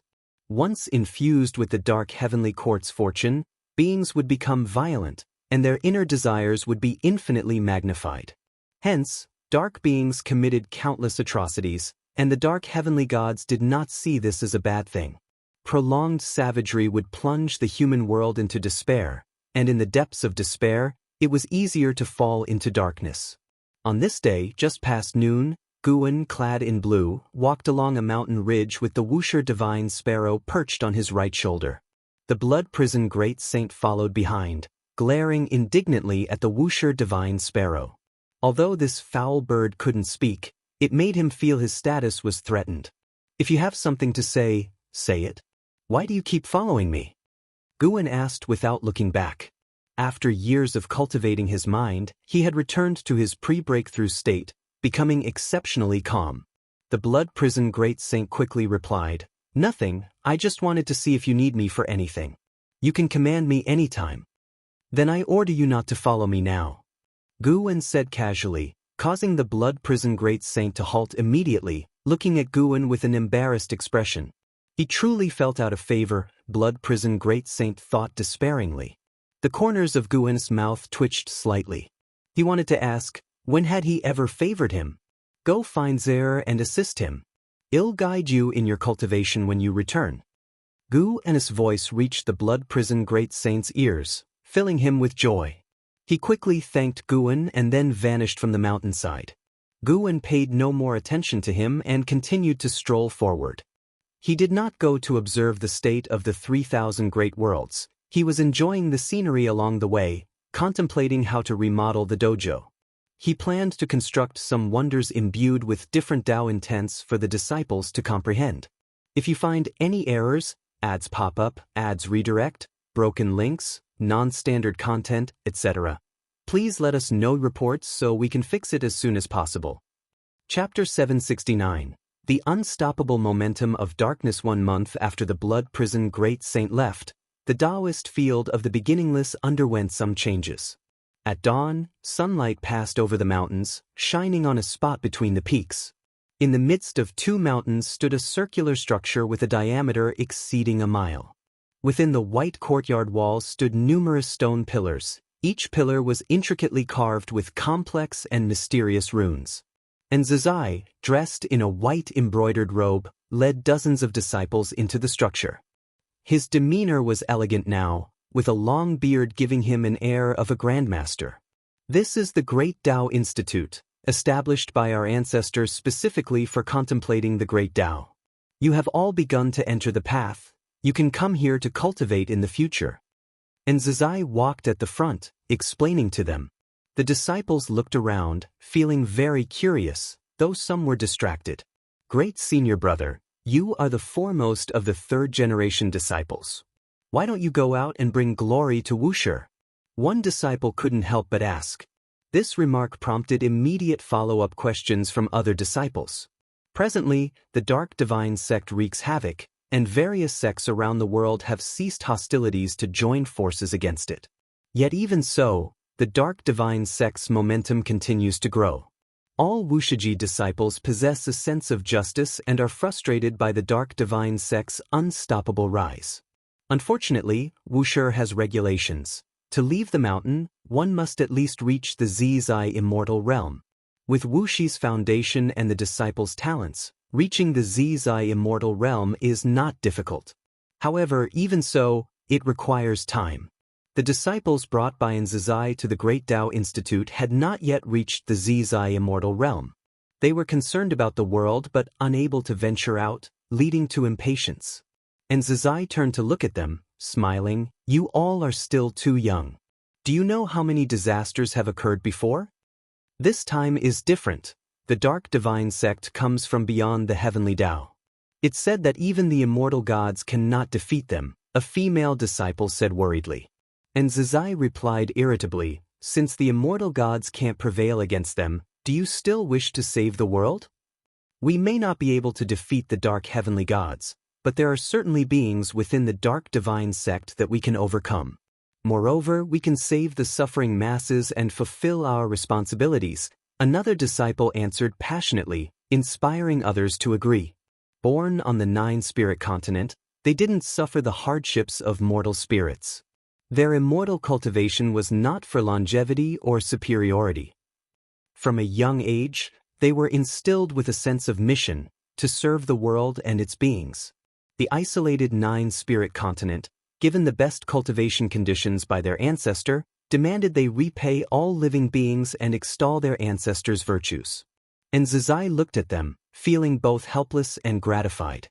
Though these disciples were overestimating their capabilities, at least they hadn't deviated from Wuxi's expectations.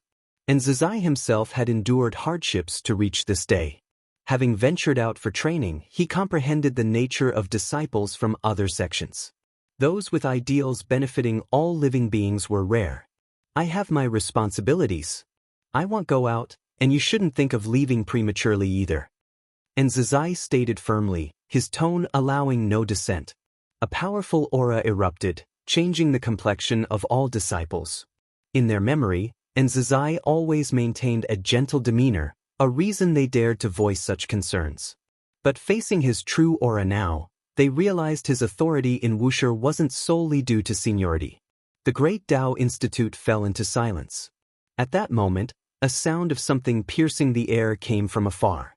The group instinctively turned, seeing a streak of cyan light fly past. And Zizai frowned, recognizing the figure within the cyan light. It was Celestial Cyan and her disciple, Xianxia, who was severely injured and held by Celestial Cyan. Not just in Zizai, the other disciples saw this too, whispering and speculating whether Xianxia was wounded by the Dark Divine sect. CTH Nefire. At website on Google to access chapters of novels early and in the highest quality. Enough, start your enlightenment. And Zizai redirected their attention. Elsewhere, Celestial Cyan, holding Xianxia, arrived at Guan's courtyard. At this moment, Guan was reading.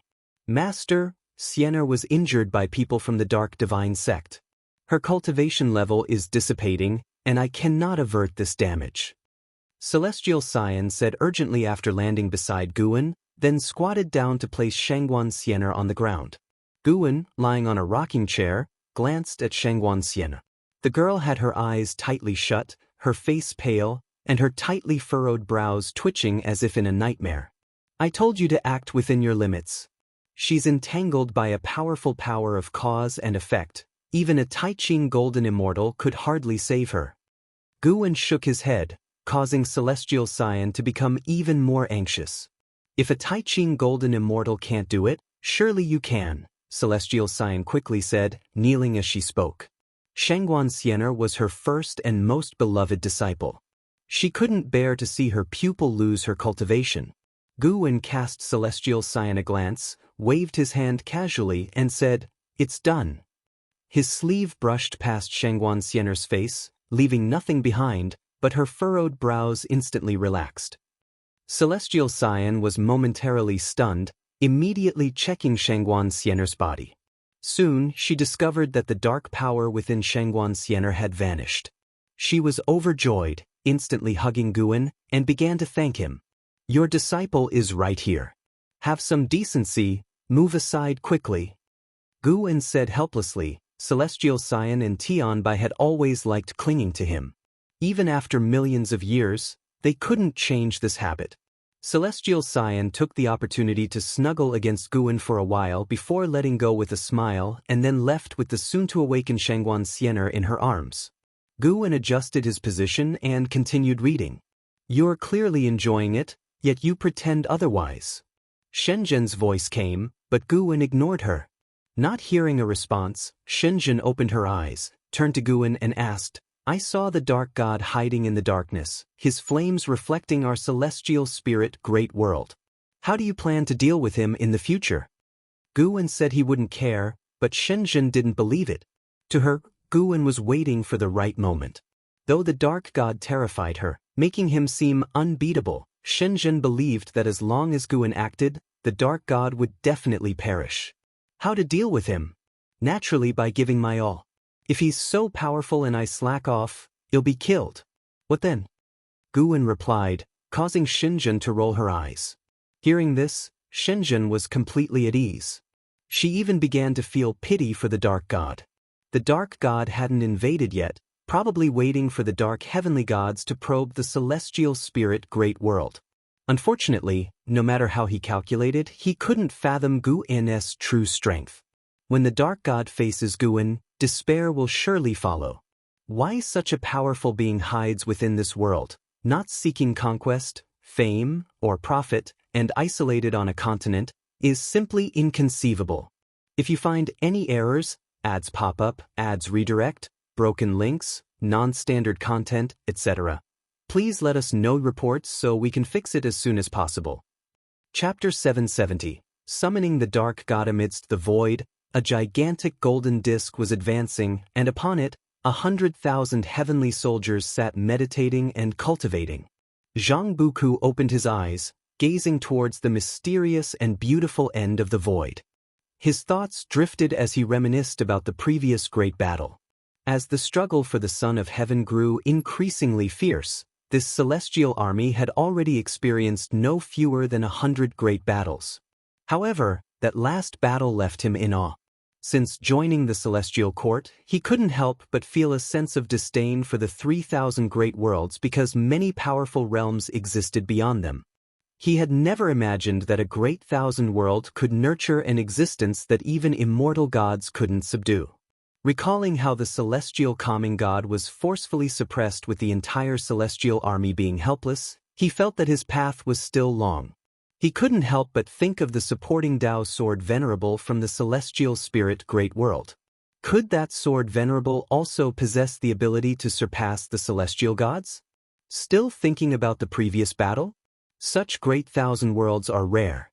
If it weren't for the struggle for the Son of Heaven, they wouldn't have surfaced to meddle in cause and effect. Su Yu, sitting beside Zhang Buku, spoke up. He didn't seem surprised by the previous battle. Zhang Buku glanced at him and asked, "By now, the struggle for the Son of Heaven has fully erupted, and you still won't reveal your origins?" Smiling, Su Yu replied, "If you are still alive after the struggle for the Son of Heaven ends, I will tell you." Could it be that you are also a son of heaven? Zhang Buku sneered. Su Yu retorted with annoyance, some things should not be said carelessly. Song Tian above might just bestow celestial punishment upon you. Instinctively, Zhang Buku raised his eyes. Although he didn't show fear, his sudden silence clearly reflected his apprehension towards Song Tian. Looking ahead, Su Yu continued, this struggle for the Son of Heaven is more chaotic than I anticipated. I have a feeling that a great upheaval will occur later. What kind of upheaval? You'll understand in due course. What is certain is that the first decisive battle of the struggle for the Son of Heaven will arrive soon. Su Yu's expression rarefied, revealing a look of dread in his eyes, which made Zhang Buku even more curious about what would happen next. Since becoming a heavenly soldier, Zhang Buku had experienced death many times and always revived, making him increasingly fearless, merely admiring the enemy's might. The struggle for the Son of Heaven was already intense enough, and yet the first decisive battle had not occurred. Both worried and excited about the future, Zhang Buku eagerly anticipated the upcoming earth-shattering battles. Time flew by swiftly, and 1,000,000 years passed in the blink of an eye. The celestial spirit Great World had been mostly shrouded by the dark divine sect. Viewed from the universe, the celestial Tao light layer above the celestial spirit Great World was largely tainted black, creating an oppressive atmosphere. Over the years, the 9 major sects combined forces to attack the dark divine sect several times, but in the Great War a century ago, the 9 major sects were heavily defeated and could no longer fight, retreating to their individual mountain gates, causing the human world to become much more desolate. With no major sect leading the charge, fewer beings dared to oppose the dark divine sect, resulting in the mortal spirits continuing to suffer, while the number of dark divine sect followers grew day by day. On a continent known as the Dark Holy Land, the dark divine sect had built an enormous sacrificial altar, 100 feet tall with a diameter of over 100 miles. The altar's edges were lined with stone pillars, each binding great cultivators and great demons, all shackled, their arms stretched wide, barely clinging to life. In the center of the altar, thousands of dark divine sect followers gathered, with the demon emperor and true monarch Qitian also present, having joined the dark divine sect after being rescued by the dark heavenly god. All followers looked in the same direction, where the dark heavenly god, shrouded in black smoke, stood with his back to them, gazing up at the sky. Will the dark god really descend? True monarch Qitian used the sound transmission technique to ask the demon emperor beside him, his tone nervous. The dark heavenly god was already the most powerful existence he had ever seen, seemingly omnipotent. Such a being was merely a servant of the dark god, making it hard to imagine the extent of the dark god's power. The demon emperor, gazing ahead, replied through the sound transmission technique, "By now, you should believe in the dark god's existence. What you should be considering now is how the dark god will treat us once he descends." Upon hearing this, true monarch Qitian furrowed his brows. After being infused with dark power, they did become stronger, but they were also aware of the negative effects of the dark power. They became more irritable, greedy, and filled with suspicion. The creator of such a power that invoked so many negative emotions was certainly no benevolent being. At the same time, on the edge of the continent, above a sea of clouds, stood more than a dozen people observing the altar. These were all Wuxia disciples, led by Celestial Demon Child and Tian Bai. Tian Bai held the White Spirit Exquisite Tower, which emitted a faint light, concealing their presence and hiding their cause and effect. Is the Dark Divine Sect really going to summon the Dark God? What can we do? The current Dark Divine Sect is already invincible. If the Dark God descends, won't it be the end for us all? Even Ancestor Master LV isn't a match for the Dark Heavenly God. We have no means at all. In this world, perhaps only our ancestor has the hope of defeating the Dark Heavenly God. But we can't expect him to act. He's already protected the human world many times. The Wuxia disciples discussed among themselves, most of them being 4th-generation disciples who had participated in many battles against the Dark Divine Sect. Celestial Demon Child did not join their conversation. She stared intently into the distance, hesitating about whether to retreat. Their Dao treasures had all been strengthened by Guan, which allowed them to infiltrate. But no matter how powerful the Dao treasures were, their effectiveness depended on the user's cultivation level. They couldn't rely on Dao treasures alone to annihilate the dark divine sect. Celestial Demon Child turned her gaze in another direction, sensing many powerful auras approaching. The news of the dark divine sect preparing to summon the dark god had spread across the world, naturally attracting those righteous individuals who, despite the risk of their lives and spirits being extinguished, would do their utmost to stop them. Even though the combined might of the 9 major sects couldn't shake the dark divine sect, could these incoming great cultivators turn the tide? Rumble. The ground trembled as a massive pillar of black light erupted from the distant altar, shooting skyward, shaking the celestial vault and clouds, as if connecting to an exotic world. Sir the Novelier. NT website on Google to access chapters of novels early and in the highest quality. Seeing this, the Wuxia disciples grew more agitated, repeatedly asking Celestial Demon Child if they should act. They knew it would be nearly impossible to combat the dark divine sect, but those who dared to come had long put life and death aside. Witnessing the dark divine sect attempting to summon the dark god, they could no longer hold back. What's the rush? Celestial Demon Child shouted sternly, causing the disciples to fall silent in fright. A sword light streaked across the celestial vault above them, disappearing into the depths of the continent in the blink of an eye. It's him. Celestial Demon Child raised an eyebrow, suddenly understanding why Guan valued him so highly. Even from afar, where she stood, she could see that despite being alone, he dared to face challenges head-on. The figure within that sword light was none other than the foremost sword cultivator of this world, Liya. If you find any errors, ads pop up, ads redirect, broken links, non-standard content, etc., please let us know reports so we can fix it as soon as possible. Chapter 771. The Only Chance on the Altar. The dark heavenly god standing before the black energy pillar suddenly turned his head to look. Immediately, thousands of followers of the dark divine sect followed suit, witnessing a sword light rapidly approaching. As the sword light dissipated, Li Ya's figure emerged, swinging his sword to strike. A sword chi akin to Jing Hong attacked with such speed that the cultists of the dark divine sect had no time to react, yet the dark heavenly god did not intervene. Boom! The sword chi struck the black energy pillar and dispersed directly, causing no damage at all. Dressed in black, Liya remained suspended in the air, his expression unchanged upon seeing this scene. Sword god Liya, we meet again. You refused my invitation before. Do you still wish to become my enemy this time? The dark heavenly god looked at Liya from afar and asked, his tone indifferent and devoid of any emotion. Liya calmly replied, our paths differ, so we cannot conspire together. You are invaders. From the moment you set foot in this great thousand world, you were destined to be my enemies. The dark heavenly god said no more, only waving his hand lightly. In an instant, dozens of figures rose like arrows, charging towards Liya. Thus, a fierce battle erupted. Liya was quickly surrounded. These followers of the dark divine sect were all renowned great cultivators or great powers of the demon race, each possessing extraordinary divine skills. Despite his unrivaled sword intent, Liya soon fell into a disadvantage. As the battle commenced, more and more powerful figures arrived to support, leading to an increasing number of dark divine sect followers joining the fray.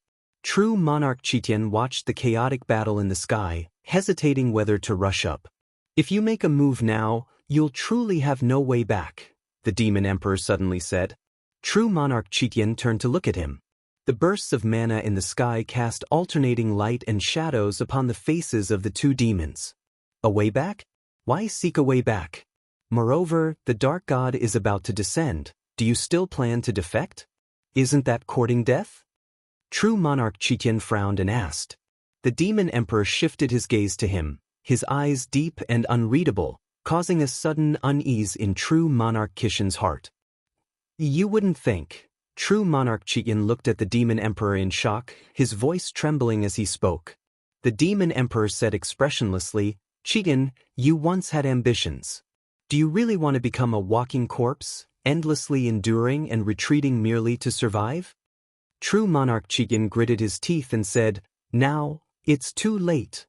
The demon emperor looked towards the black energy pillar, saying no more. At the same time, in the cosmic void before the world gate, celestial spirit god, Tai immortal monarch, Emperor Tianhong, the 72 immortals of Jin Dong, and others were preparing solemnly. Once the dark god descends, we must take action, Tai immortal monarch said in a deep voice. The immortal god's expressions were resolute, without objection. They couldn't even contend with the dark heavenly god, let alone stop the dark god, but as immortal gods, they had to stand forth, even if it meant death. Tai immortal monarch stared fixedly at the top of the void, where a black hole appeared, from which horrifying black energy surged, as if a terrifying existence was about to descend. Not long after, Tai immortal monarch's expression changed slightly. He shouted in a low voice, "It's coming!" Before his words fell, he charged forward first, followed closely by the other immortal gods. Each displayed their full momentum, aiming to reach the front of the black hole directly. However, during the relocation, an unimaginable oppressive force enveloped them, causing them to stop instantly, unable to move. Tai immortal monarch's expression changed dramatically. Before he could react, his body instantly exploded and disintegrated into ashes, followed by the other immortal gods. All were obliterated.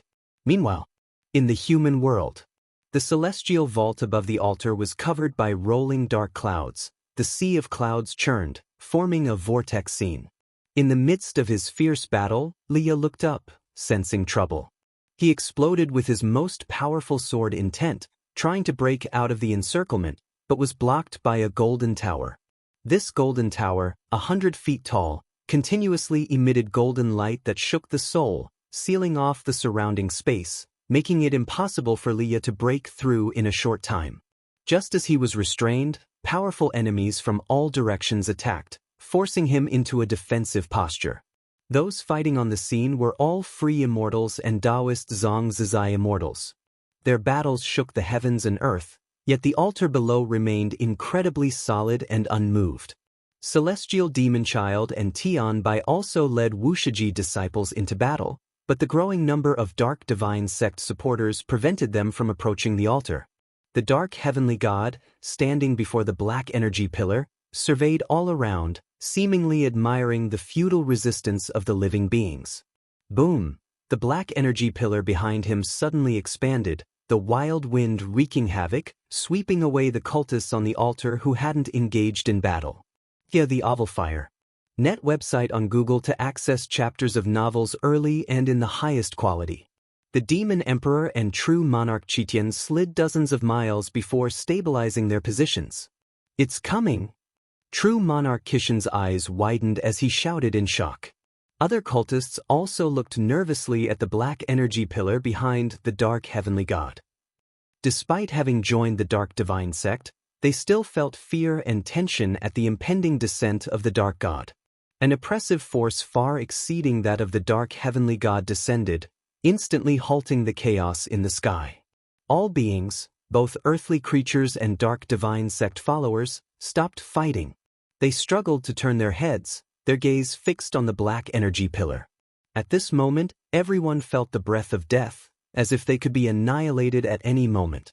Gradually, they all began to descend, being suppressed and forced to lower their stance.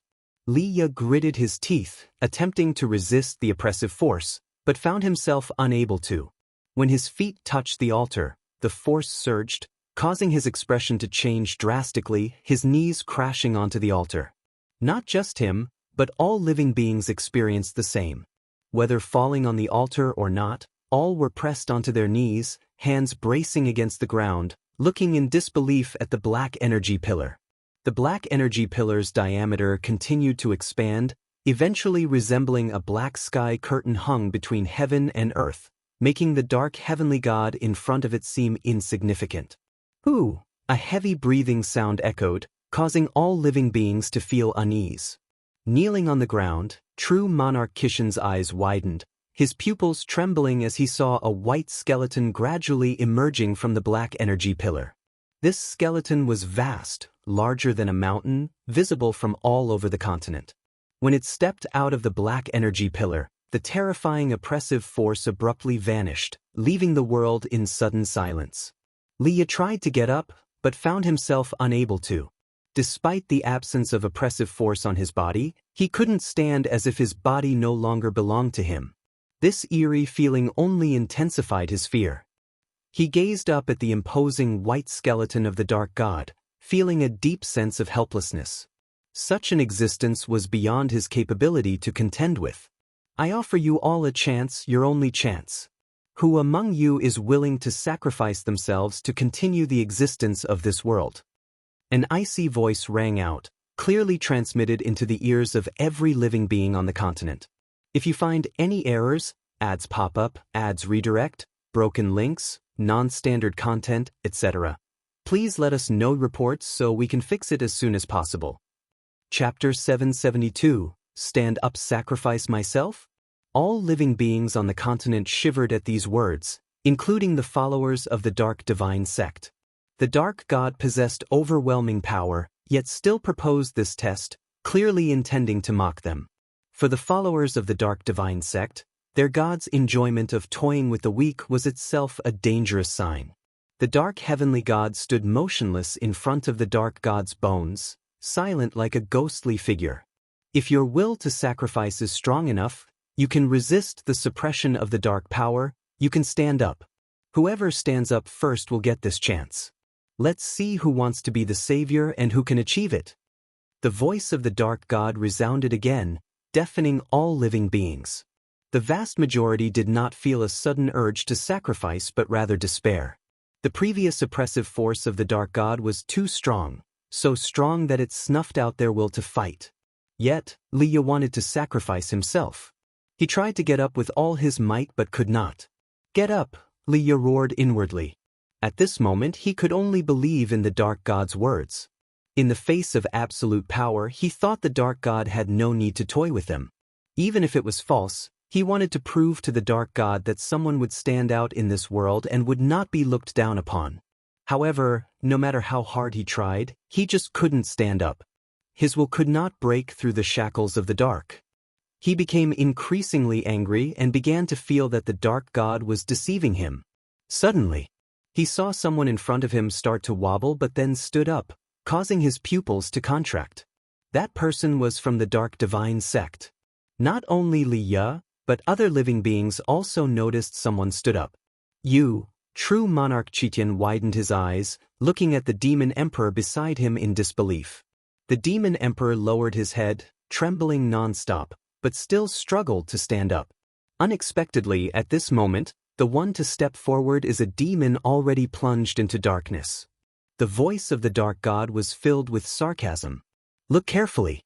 The being who can stand up at this moment must have a deep love for this world, with compassion towards all living beings beyond your imagination. Yet, such a being has fallen into darkness. It seems there is injustice in this world." These words made the eyes of the living beings on the continent flicker. Some were indignant, some bewildered, and others remained filled with anger and hatred. Many recognized the Demon Emperor's identity, whose past had become legend, spreading throughout the human world. The Demon Emperor was the kindest of demons, wanting all races to coexist peacefully, only to be suppressed by the 9 major sects and sealed for millions of years. No one was surprised that the Demon Emperor immersed himself in darkness. Not even those who wanted to oppose the Dark Divine Sect could blame him. But no one expected that at this critical moment, the Demon Emperor would step forward, choosing to sacrifice himself to protect all living beings. Looking at his back, all living beings felt a profound shock. "You are crazy! You are crazy!" True Monarch Chikin stared at the Demon Emperor, roaring inwardly, unable to speak and trying to hold the Demon Emperor back with his gaze. But the Demon Emperor did not look at him. Instead, he stared at the Dark God. "You don't need to strike them down. I am willing to sacrifice myself. Can you give a chance of survival to all living beings, even if it means joining the Dark Divine Sect?" The Demon Emperor tightly stared at the Dark God, gritting his teeth, his voice echoing repeatedly under the dim celestial vault. Liya looked at the back of the Demon Emperor, listening to his words, feeling an unusual sense of admiration in his heart. He had heard of the demon emperor's story and had once felt pity, but as a human, he did not save this demon. When the demon emperor was in distress, no one stood up. Now, with the world in trouble, the so-called masters of heaven and earth could only await death in despair, while the demon emperor, oppressed by the human race, stood up. So the novel Fire. Any *T website on Google to access chapters of novels early and in the highest quality. Suddenly, Li Ya's heart wavered. He began to question whether it was just for the human race to be the masters of heaven and earth, as such catastrophes had happened countless times during their rule. He had seen wicked demons, but comparing the two races, human hearts were more terrifying than demons. Damn it, why am I kneeling here? Why can't I stand up? After a brief moment of shame, infinite anger surged in Li Ya's heart, his whole body trembling, his legs seemingly about to rise. Extreme anger made Li Ya feel he was about to break the shackles, making his anger still rise, his face flushed red. A hand suddenly pressed on Li Ya's shoulder, pushing him back down, causing all his chi power to dissipate, and the anger in his heart mysteriously vanished. Li Ya instinctively glanced sideways and then froze. He saw Guwen, dressed in a green robe, standing beside him, one hand pressing on his shoulder. Guwen stepped forward, conveniently taking Li Ya's treasure sword into his hand. Holding Li Ya's sword, Guwen walked towards the dark god.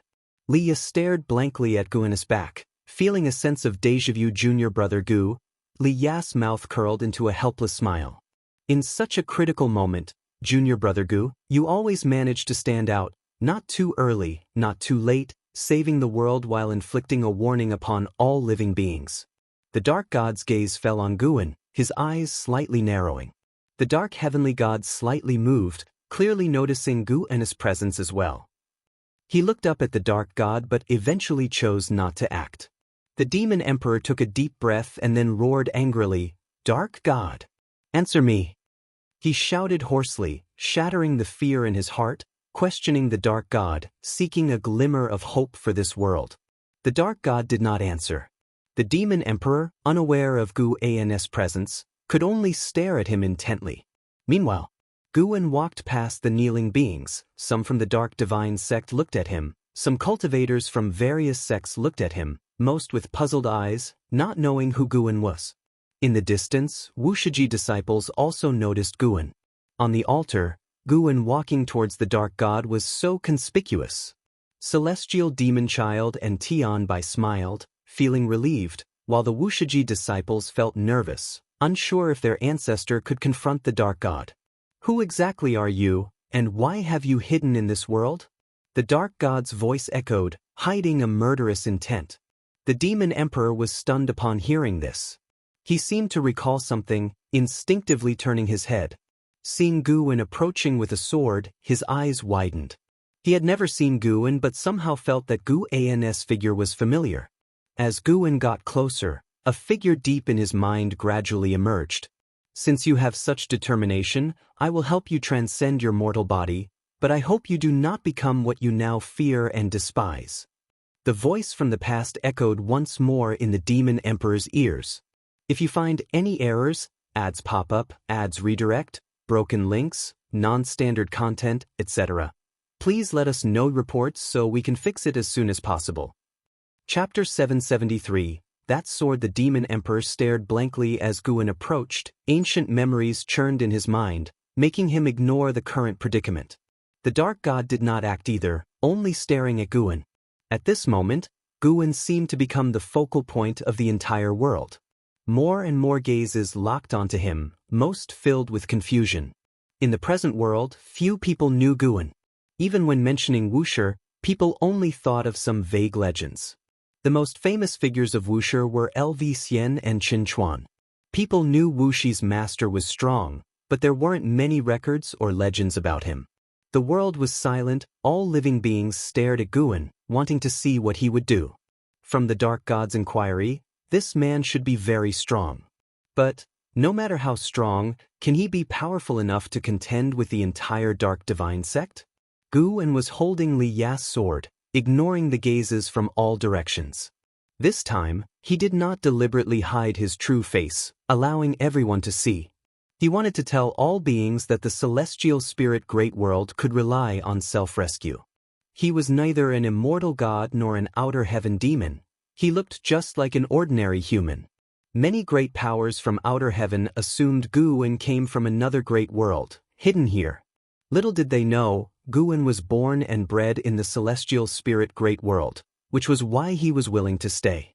The dark god saw Guwen not responding, his expression grew increasingly cold, his killing intent almost solidifying. He raised his right bone claw, and as he did, the entire world suddenly changed.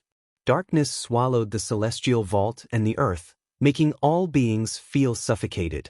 It was at this moment, Guwen moved. He swiftly threw Li Ya's treasure sword, its cold light dazzling, illuminating the demon emperor's face. His eyes widened. The dark heavenly god's black robe fluttered violently. He too could not react. Boom! The sword pierced the dark god at an unbelievable speed, without any flashy divine power or fierce sword intent. This sword was very ordinary, yet exceedingly forceful. The darkness enveloping the world shattered suddenly. The sword light traversed the sacrificial platform, directly shattering the dark god's massive white bone, fragmented bones flying in all directions.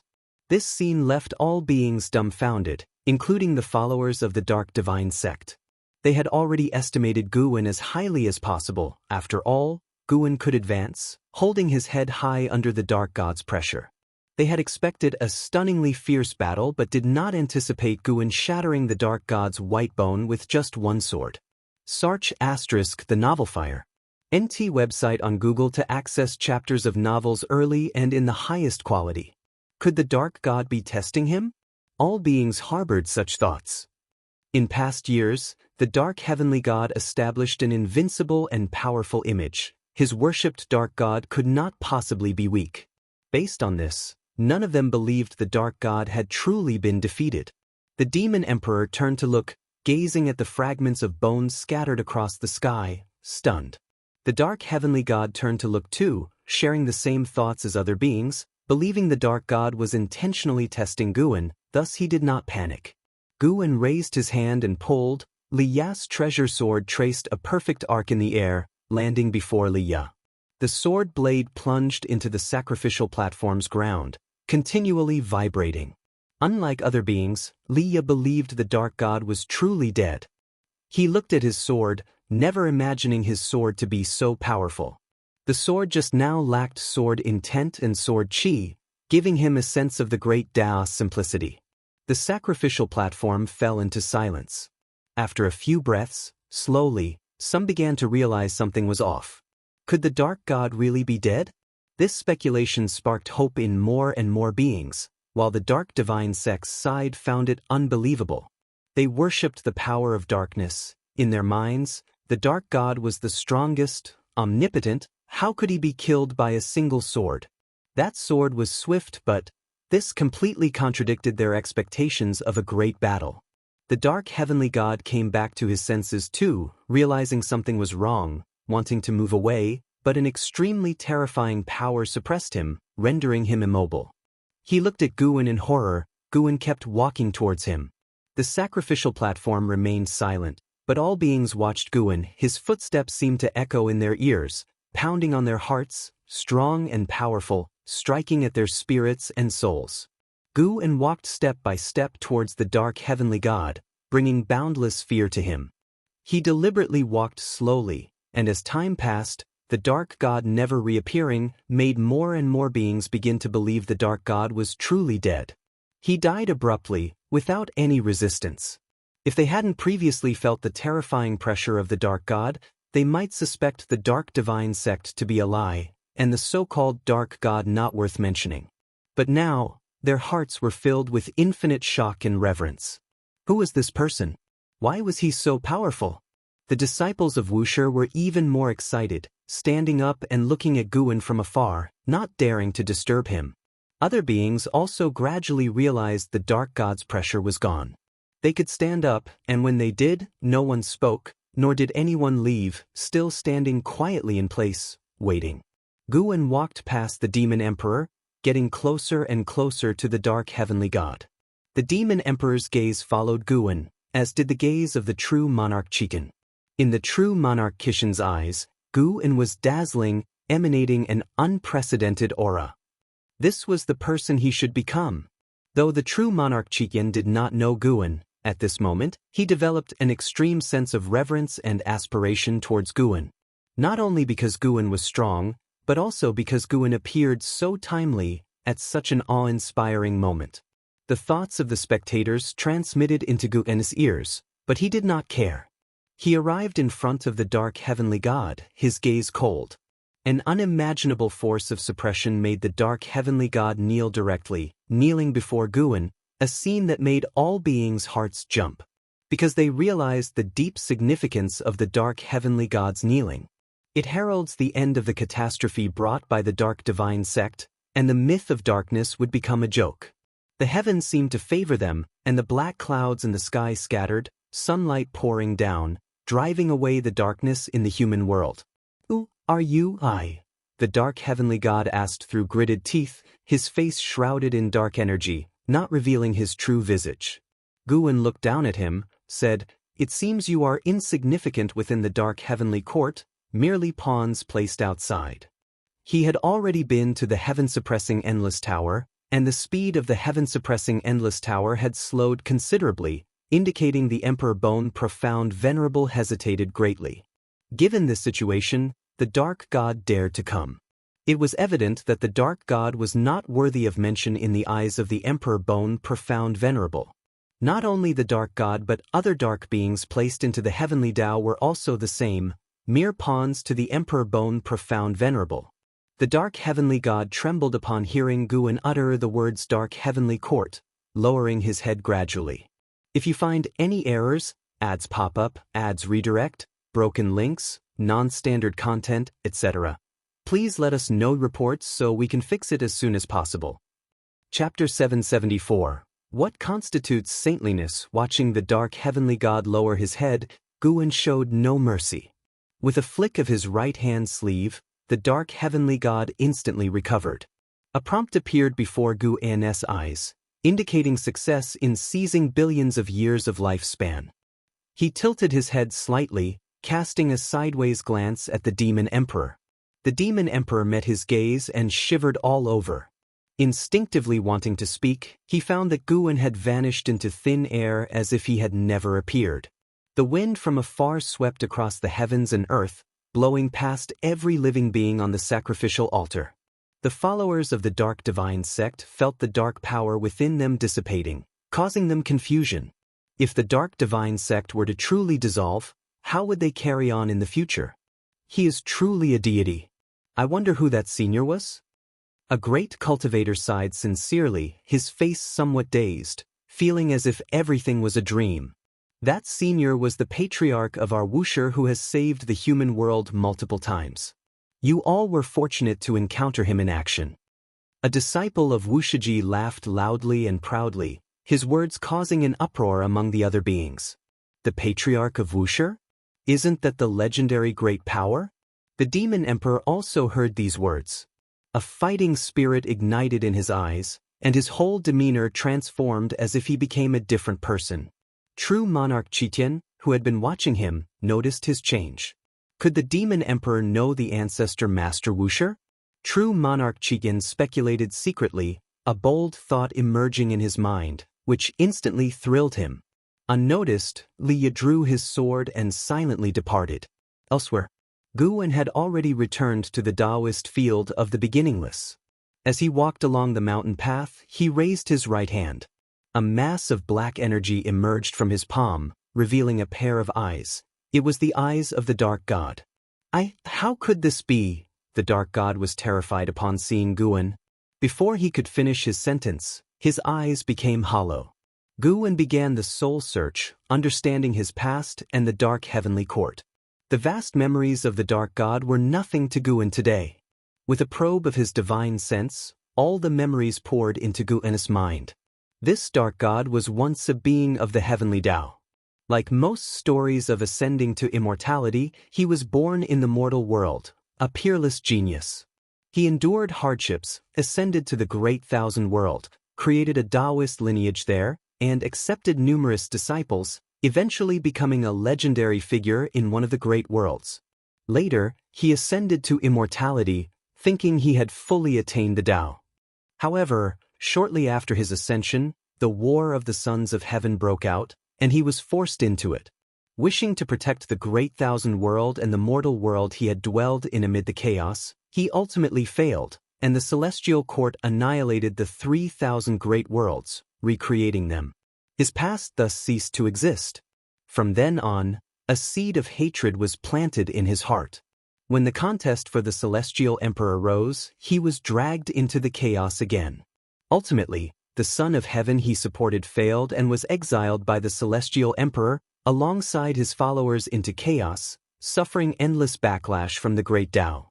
During those long years of backlash from the great Tao, that Son of Heaven achieved sudden enlightenment, founding the Dark Fortune, establishing the Dark Heavenly Court, and rescuing them from torment. In the ensuing years, the Dark God continuously cultivated, awaiting the day of returning to the Heavenly Tao. After the founding of the Dark Heavenly Court, that Son of Heaven proclaimed himself the Dark Heavenly Emperor. He planned to devour the Heavenly Tao with dark power to become the true Celestial Emperor. In the mortal world, he was a favored scion of the heavens. In the Great Thousand World, he was an unparalleled myth. Yet from the moment he ascended, he was insignificant. Whether in the Celestial Court or the Dark Heavenly Court, he remained little more than a speck of dust.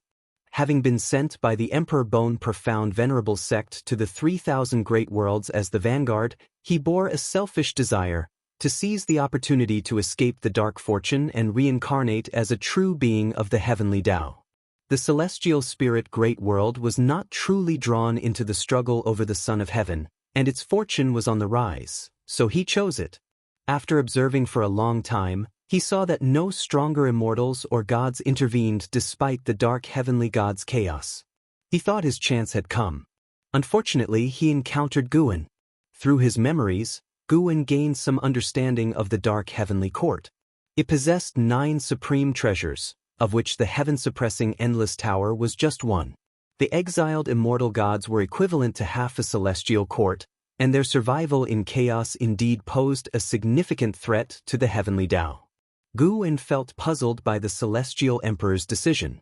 The Celestial Emperor had the power to eradicate the immortal gods. Why did he choose to exile so many instead, unafraid of nurturing future trouble? Was it part of a greater plan, or did he simply not care? The Celestial Emperor was incredibly strong. Even in the Dark God's heart, he was an invincible existence.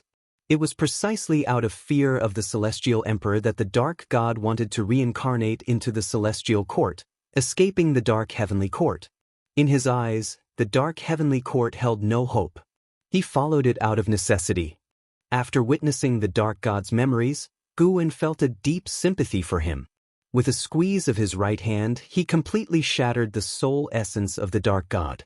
Immediately, a prompt appeared before his eyes, indicating that the Dark God had granted him 900 billion years of lifespan.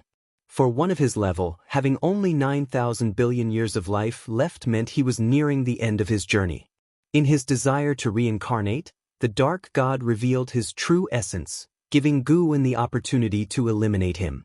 Though his life story warranted sympathy, Guan would not take him in, for he had betrayed many benefactors merely to survive. However, out of this sense of sympathy, Guan decided he would later record his story in a book, ensuring that his erased past would be remembered in the human world. After vanquishing the Dark God, the destiny of the world in Guan's eyes completely changed. The future would usher in a new era, brimming with interesting events. The years are long, and the mixed element profound venerable immortal is not enough. Taihao, how high must I ascend to truly defeat you? Guan mused, a smile tugging at his lips as he began to look forward to that day. Sooner or later, he would honor the engagement and face the Celestial Emperor in a true battle. Sia the Nefire. At website on Google to access chapters of novels early and in the highest quality. The mixed element profound venerable immortal was powerful, but it was still far from sufficient. In the Dark God's memories, Guan heard the mysterious Dark Heavenly Emperor mention only 2 words. Only by becoming a saint did one have absolute hope of defeating the Celestial Emperor. Becoming a saint? What does it mean to be a saint? In the depths of the universe, the World Gate was radiating brilliant light as Celestial Spirit God, Tai Immortal Monarch, and other immortals and gods emerged one after another. Aside from them, there was another immortal god. Clad in heavy golden armor, he was encircled by 2 red sashes, gripping a long spear with celestial bodies orbiting its tip. His imposing presence overshadowed the others. They halted and frowned in unison. The dark fortune has dispersed? As the chief of the 72 immortals of Golden Cave, Purple Dragon Star Monarch spoke hesitantly. The other gods all opened their heavenly eyes on their foreheads and scrutinized, the results delighting them. If you find any errors, ads pop up, ads redirect, broken links, non-standard content, etc., please let us know reports so we can fix it as soon as possible. Chapter 775. The Myth of Ancestor Master Wuxia. Indeed, it has dissipated. The demon-suppressing Great True Emperor spoke, the light emanating from his divine armor revealing the complex emotions on his face. The Celestial Spirit God, Tai Immortal Monarch, and other immortal gods speculated that it was Guan who acted. But how long had it been? They hadn't even felt the disturbance or aura of the great battle, and the dark god was gone? The demon-suppressing Great True Emperor glanced at the immortals and asked, "It seems there is a great power hidden within the Celestial Spirit Great World. Do you know who it is?" These words made some immortal gods look a bit unnatural. Being immortals yet serving mortal spirits, even if the other's cultivation level was profound and unfathomable, if word got to the Celestial Court, trouble might arise. Tai Immortal Monarch shook his head and said, "If we knew, we wouldn't have sought aid from the Celestial Court." Speaking of, the eternal life Venerable once visited, perhaps he came to see this great power. Eternal life Venerable. The demon-suppressing Great True Emperor's eyes changed slightly. He and the Eternal Life Venerable were both supreme immortals. Although they were not close, they had interacted. For the supreme immortal to visit, whether that great power had ties to the Celestial Court or not, it was best not to get involved. Having stayed in the Celestial Court for countless years, he knew one thing: immortal gods should only perform their immortal duties. Once they get involved in matters beyond their duties, trouble easily follows. Since the calamity has ended, there is no need for me to act. The demon-suppressing Great True Emperor left these words, then turned and walked into the World Gate. The immortal gods all saluted him, respectfully seeing him off. Before leaving, the demon-suppressing Great True Emperor's divine sense swept across the Celestial Spirit Great World, but he did not find the location of the Daoist field of the beginningless. However, the words of the masses got his attention. Ancestor Master Wuxia? Interesting. After the strong light within the World Gate faded, the immortal gods finally breathed a sigh of relief. The Celestial Spirit God looked at Tai Immortal Monarch and sighed, "Immortal Monarch, you remain composed." Tai Immortal Monarch smiled and said, "The higher the immortal position, the more an immortal god fears trouble. Only a few take risks. I am an example. Greed almost led me to eternal doom." The 72 immortals of Jin Dong and Emperor Tianhong both nodded, very agreeing with this perception. The heavenly court immortal gods disdain mortal spirits, but those who may attract immortal god attention often have intricate connections with the celestial court. SAR the Novel Fire. Net website on Google to access chapters of novels early and in the highest quality. Even Guan is no exception. He is the mentor of the Son of Heaven. Let's cover the cause and effect of this realm first. At least don't let the name of the elders spread to other great thousand worlds. Just let the beings of this realm remember. Tai Immortal Monarch ordered. Unconsciously, he had already become the backbone of this group of immortal gods. The 72 immortals of Jin Dong were originally his subordinates, and the celestial spirit god also respected him over time. As for Emperor Tianhong, he always prioritized Guan, supporting anything beneficial to Guan. The news that the dark god was exterminated by the ancestor master Wuxia spread wildly across the land, shocking all who heard it. The dark divine sect had overshadowed the celestial spirit great world for too long, so long that the beings believed them to be invincible. The immortal cultivation realm was even more shaken, understanding better the strength of the dark divine sect. Many versions of the ancestor Master Wuxi's extermination of the dark god were disseminated. Some said the ancestor Master Wuxia killed the dark god with a single sword, some said they fought tens of thousands of rounds, with the dark god ultimately suffering a crushing defeat, and some said the dark god turned to ash upon a mere glare from the ancestor Master Wuxia. In these legends, Li Ya and the demon emperor were repeatedly mentioned. Li Ya was the first to blockade the dark heavenly god from summoning the dark god. Even though he did not ultimately succeed, he was worthy of the title of the world's greatest sword cultivator. The demon emperor, being within the dark divine sect, chose to sacrifice himself, his spirit and courage shaking the beings of the world. Even the 9 major sects no longer had the face to slander him. They ceased entangling with the demon emperor. The demon race was greatly invigorated. In the past salvational legends, there was no trace of demons, but this time the demon emperor brought glory to the demon race. Some even said the demon emperor moved the ancestor Master Wuxia to take action. Within the beginningless, there were humans and demons. The beginningless never participated in struggles, only taking action when the world was in peril, recognized as a holy land. The world became lively. With the dissolution of the dark divine sect, various sects and dynasties began reclaiming lost lands, expanding territories. Great powers from various sects emerged to preach, often recounting the stories of the supporting Dao sword venerable, increasing the reverence and yearning among cultivators for the ancestor Master Wuxia. As the stories of the supporting Dao sword venerable were unearthed, the status of the beginningless in the minds of the beings rose higher and higher.